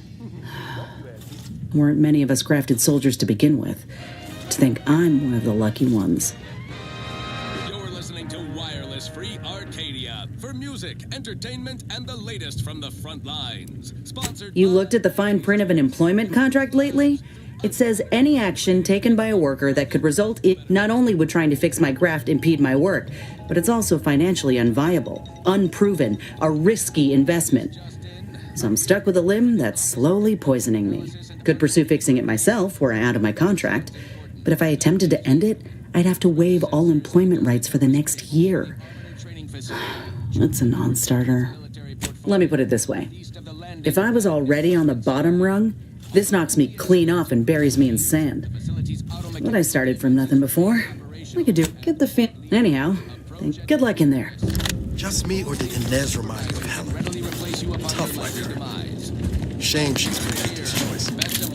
Anyone bull-headed enough to poke around that place. Now, on to other things. Next up, something reasonably peppy. Please consult your employee handbook to determine if dancing is presently allowed.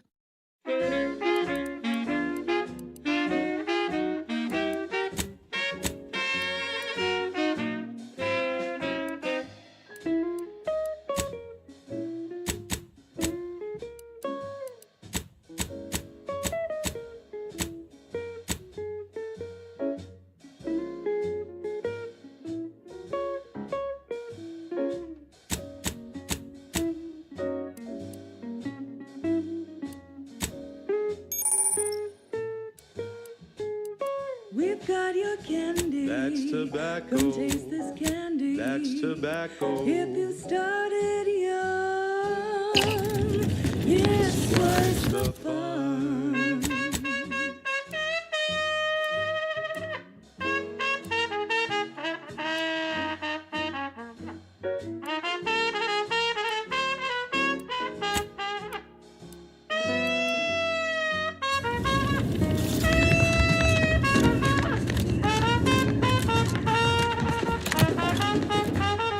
We're talking candy. That's tobacco. True lover candy. That's tobacco. It's all that cuts and bothers you. Don't worry, you can chew it too. Fronting threat.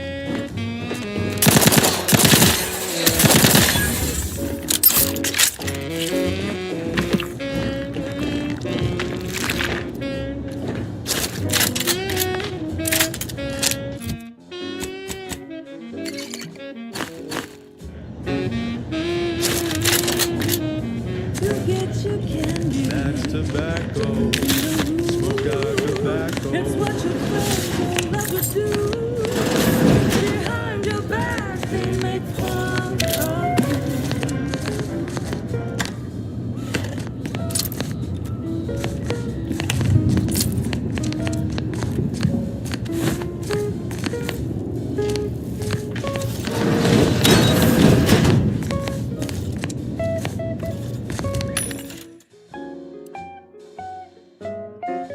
So smoke that candy. That's tobacco. Favorite candy. Tobacco. Our medical experts recommend you buy a bunch and puff right in.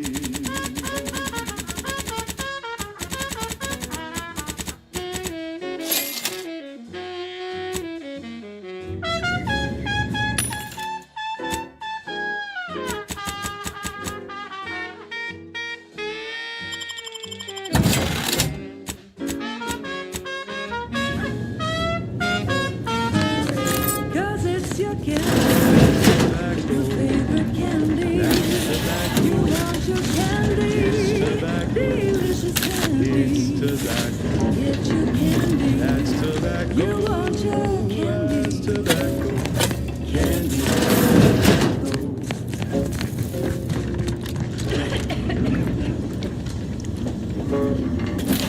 Oh, that ridiculously catchy number was sponsored by the Department of Invasive Marketing. Just try to get it out of your head. Alrighty then, it's well past time for more merry melodies. The following is a special selection from Auntie the Musical, the all-singing dramatization of Auntie's inspirational origins.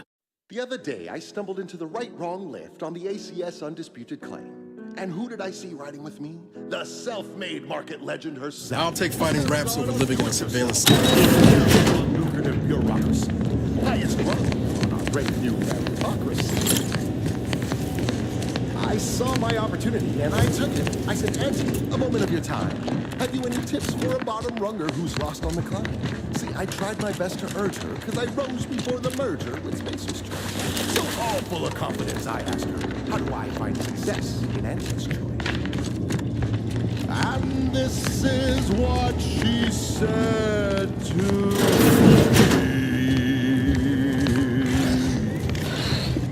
Entering a confrontation.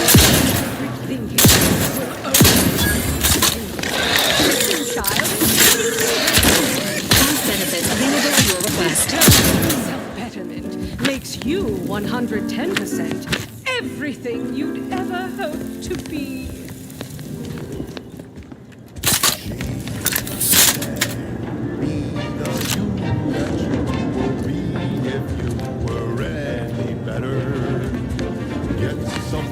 Injuries detected. Please seek medical assistance prior to loss of consciousness. How may this unit assist you, Commander?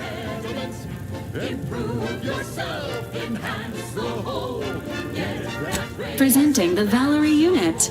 The latest and greatest. The Valerie unit is the exclusive property of the Earth Directorate and is not intended for civilian or commercial use. Resale of this unit is strictly prohibited.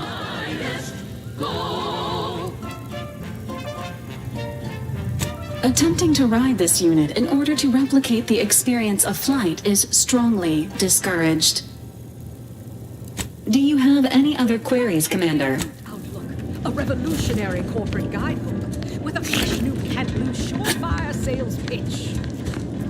Now our underlings are grinning and upper rungers are winning. So shortly you and I will all get rich.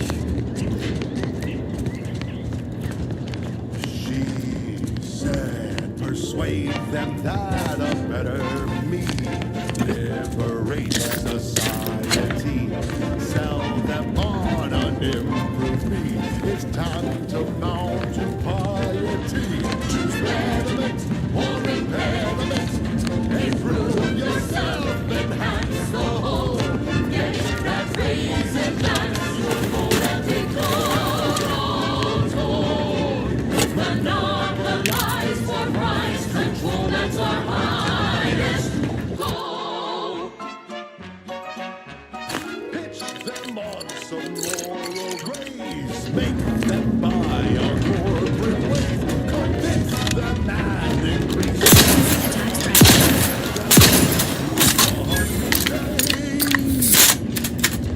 I saw time for one more lesson, so I shot her one last question. I said, but I worry about reprisals when dealing with my rival. Suppose I can outdo or outthink the Vasters.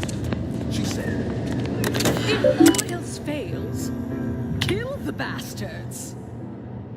They're playing checkers. You're playing chess. They think you'll retreat, but that's when you press. The game is cutthroat, so be a cutthroat.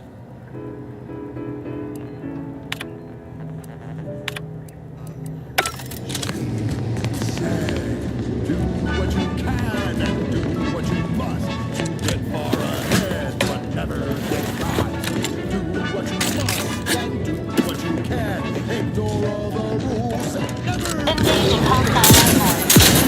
Engaging combat protocol.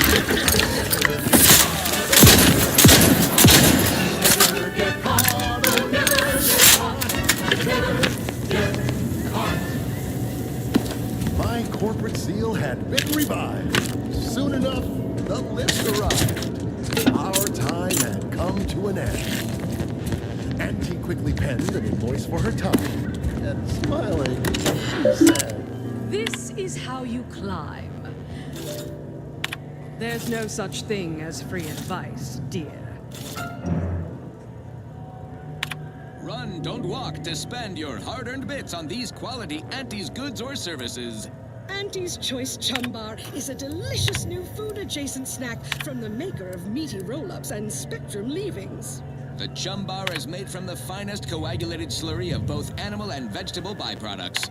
Including but not limited to borscht entrails, sprat organs, salt tuna skin, nanner peels, and tobacco and husks for the perfect combination of crunchy and chewy. Try it today.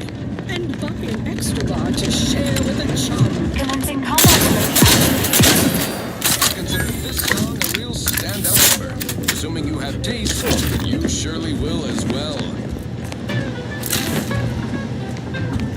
Inbound Raptidon. Enthusiastically neutralizing unfriendly friendlies.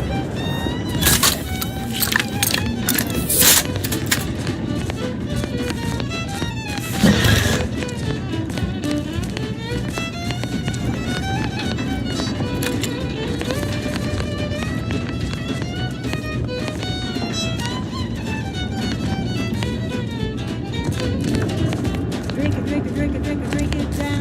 Pick it up, sip it up, plug it down. It's Fizzo, Fizzo, we love Fizzo, Fizzo, Spectrum Vodka.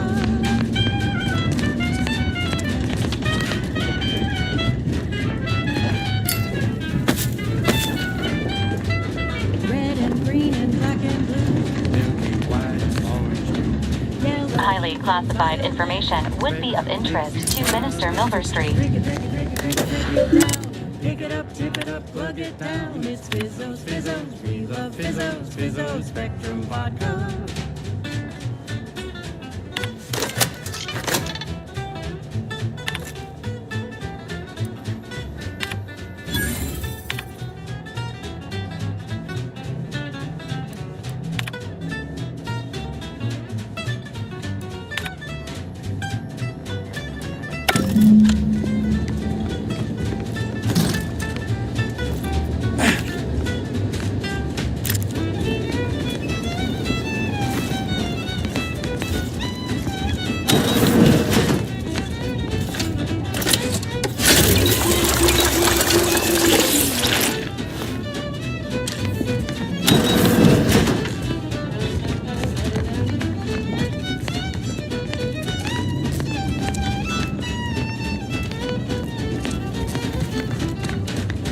Newspaper colors through the gauntlet down.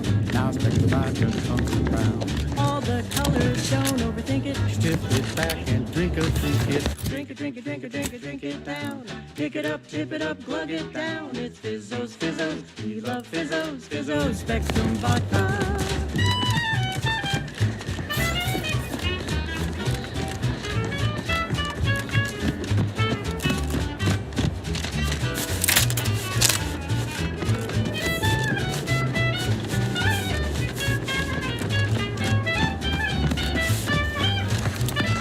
Commencing mobile-related activities.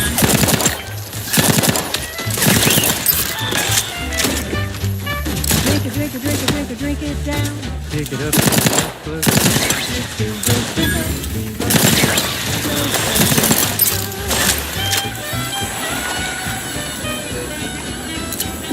Fizzo's, Fizzo's, we love Fizzo's.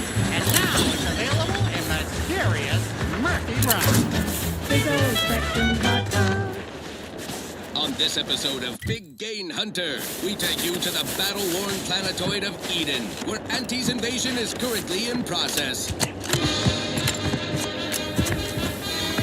Apologies, this unit's conversation of xenobiological exploitation.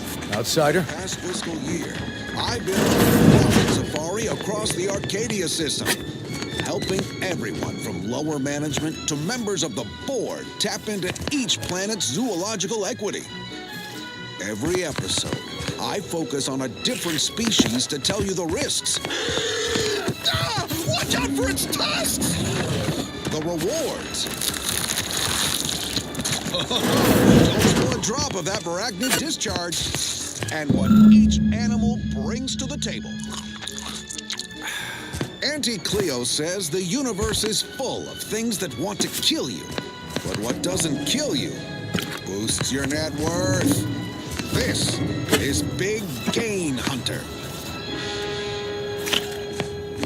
Brought to you by Auntie's Choice Adrena Time. Work harder, not smarter. I must say, I have many reservations about this. The Protectorate has always been providing for us. For what reason would we forsake such a stable and safe way of life? Because, friend, with the Protectorate, you're only surviving. With Antes, you'll be thriving. So your superiors order you to thrive? No. It's just something you can do on your own. You'll have bosses and employers, but it's up to you to get yourself to the top and make yourself the employer. I see. And why would I want to do such a thing? Surely my assigned place would provide me with all the necessities of life? Yes, But you could have more necessities, and even some unnecessaries.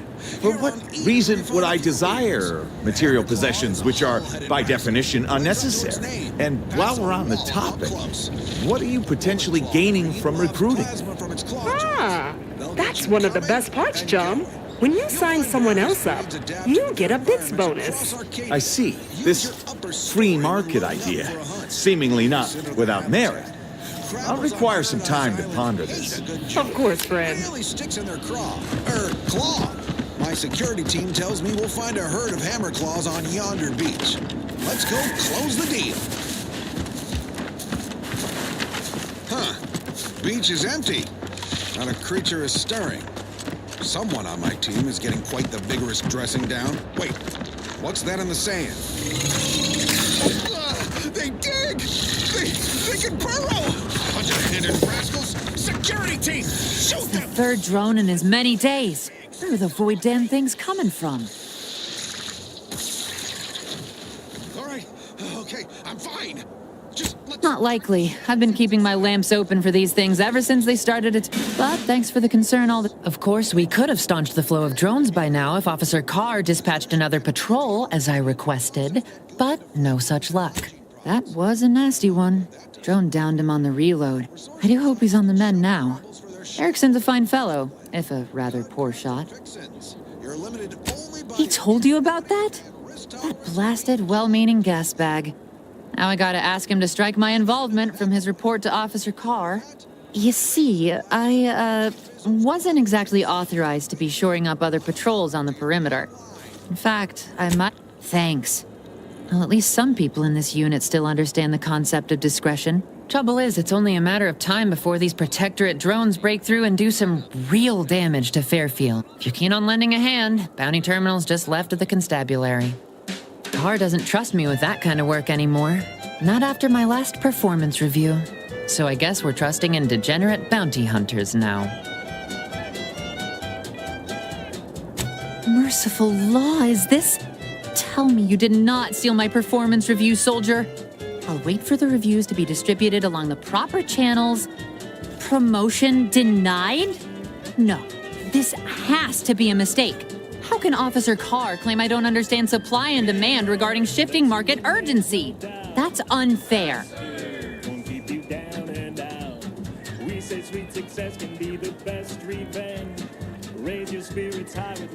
And that lowered our burial fees. Carr clearly doesn't understand my value, but you do. Well, the next review period's right around the corner. Suppose it's never too late to tidy up my reputation.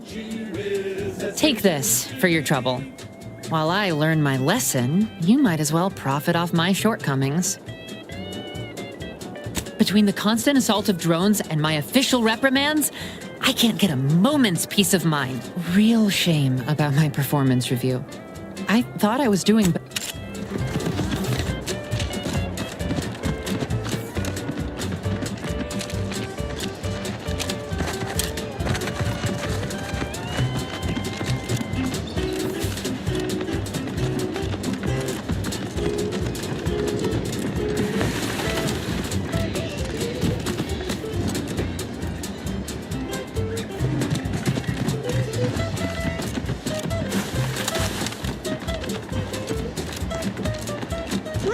Corporate folks do all the hard work instead of letting auto mechanicals do it. Because we get paid to do it. We need the money so we can buy things. Okay. Then once you buy the things you want, why do you keep working? So we can make more money and buy more things. This isn't that complicated.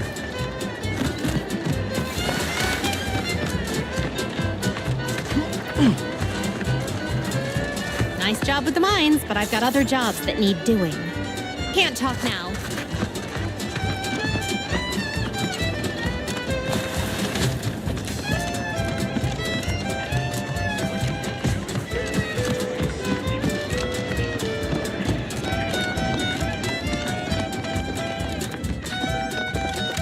I don't much appreciate you undermining my work, Minister.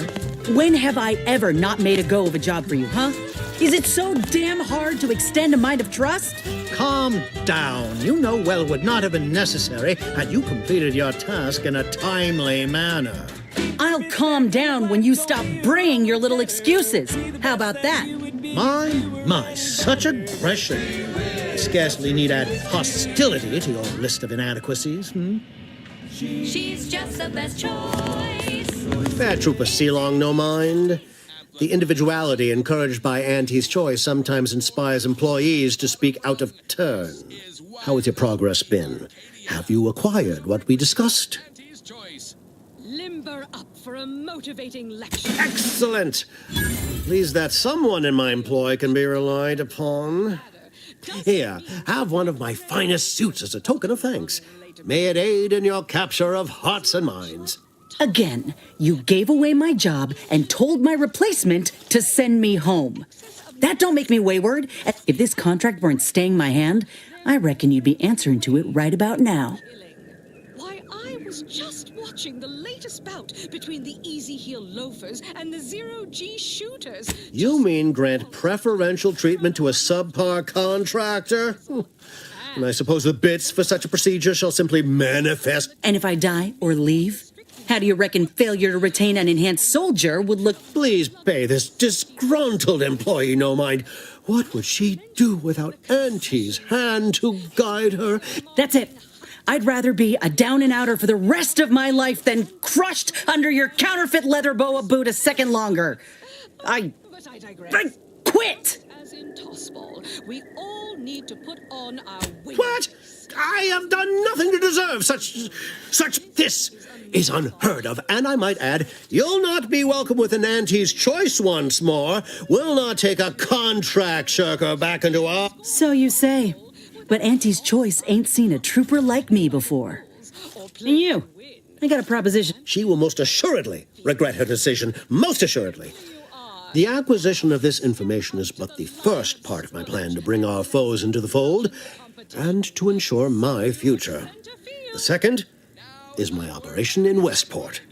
This is for anyone Worry not. The culmination of my plan will bring me the tool. Westport is a shell of the bustling town it was prior to the invasion, though a handful of Protectorate Yeasayers still cling to it. My plan requires their conversion. The flavor that lasts and the taste you can't top from the first... I forget myself. I didn't mean to impose. It's been a long time since I've encountered someone able to operate on their own. Do return if you're interested in another task, however. What more could you want? A smoky, sugary blend. Try bubblegum slims. Try bubblegum. All done in there? Hope that little dust up back there didn't put you off. My contract had me caged, and I've got a proposition. Since I'm newly free-ranged, and you're free-ranged, if you help me fix my graft, you'll retain the services of a fully functioning enhanced soldier. Me, and in time, maybe I'll have earned myself the clout to be welcomed back in Auntie's choice. Had a feeling you knew a good offer when you seen it. Once I'm in top form, you'll be pleasantly surprised to see what I'm capable. Doc Tinsley worked with grafts for some time before she came to Fairfield. Damn fine scientist. This much of a crowd's not likely to keep a low profile. Someone ought to head back to mind the ship. Acknowledged. After you... Pardon me for being preoccupied. I've got Westport on my mind. All those prodigal, sad, sorry refugees. I have some faint recollections of the fuzz beneath my hat. The record room is in this building. You have my permission to peruse. I knew you'd come back once you'd had a little time to ruminate. Converting Westport's subjects will teach us much about the Protectorate mind. How it's up. I have a kit of supplies to aid you. Items to cajole or to dissuade. Sabotage the town or sway the citizenry. The choice is yours.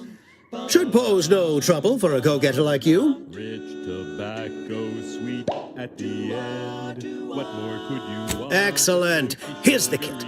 Advertisement tapes, ambidextrine, assorted stimulants. Free. That I shall mark the locale. Begin with the Now, I'm sure you've asked yourself for it. Well, wonder no longer. For the completion of this deed, I'm prepared to offer you an exact replica of my one-of-a-kind, limited production, Gentle Persons Oxonian. Then consider yourself officially be forewarned. I can only guess at the needs of the denizens of Westport. You must engage with them, gauge their situation. Only then can you motivate them adequately. To the very last. Try Bubblegum Slims.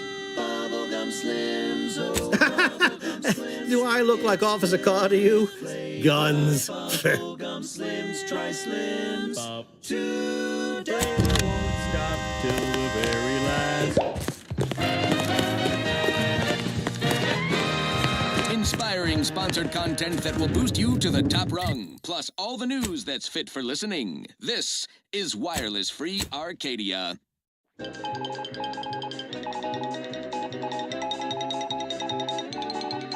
When we here at Wireless Free Arcadia make on-air misstatements, we own up to it sometimes. Like right now in this batch of corrections. In last Sunday's weekend P&L report for the previous Saturday, we inadvertently misquoted a junior VP of conveyor sprocket lubrication and maintenance, blaming a belt drive starboard wing factory mishap for a 2% drop in daily space rivet production. Correction. The decline was only 1.8% and wholly due to human error. Moving on. A recent report on the new Sprats Up condiment substitute currently rolling out in test markets claimed the product has a might tangy 110% real Sprat flavor. Correction. Sprats Up actually contains real Sprat flavorings. Still a might tangy though. That part's 110% correct. Okay, enough corrections. So we made a few mistakes. No need to keep harping on them for law's sake. Now, on to other things. This one always makes me pretend I have the sun in my eyes. She's just the best choice. It's Auntie's choice.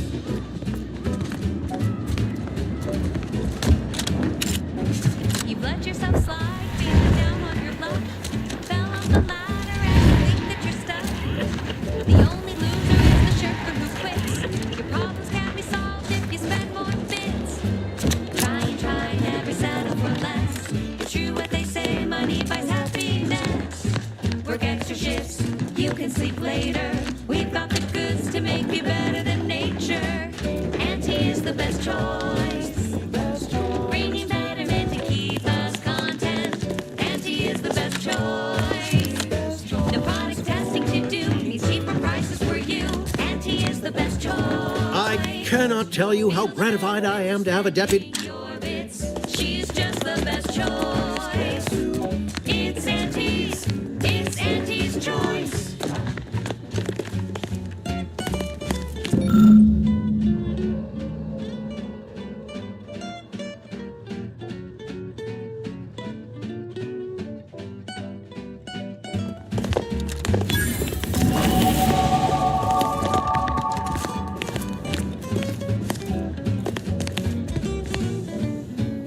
Well, if it ain't DB Milver Street's newest sycophant. I'm Officer Babylon Carr, and you can consider that introduction the start and end of our personable relationship. If you'd spoken with me like I suggested, mayhaps the two of us could bandy words, but you didn't. And taking sides with Milver Street means I got no use for you. Settle for less.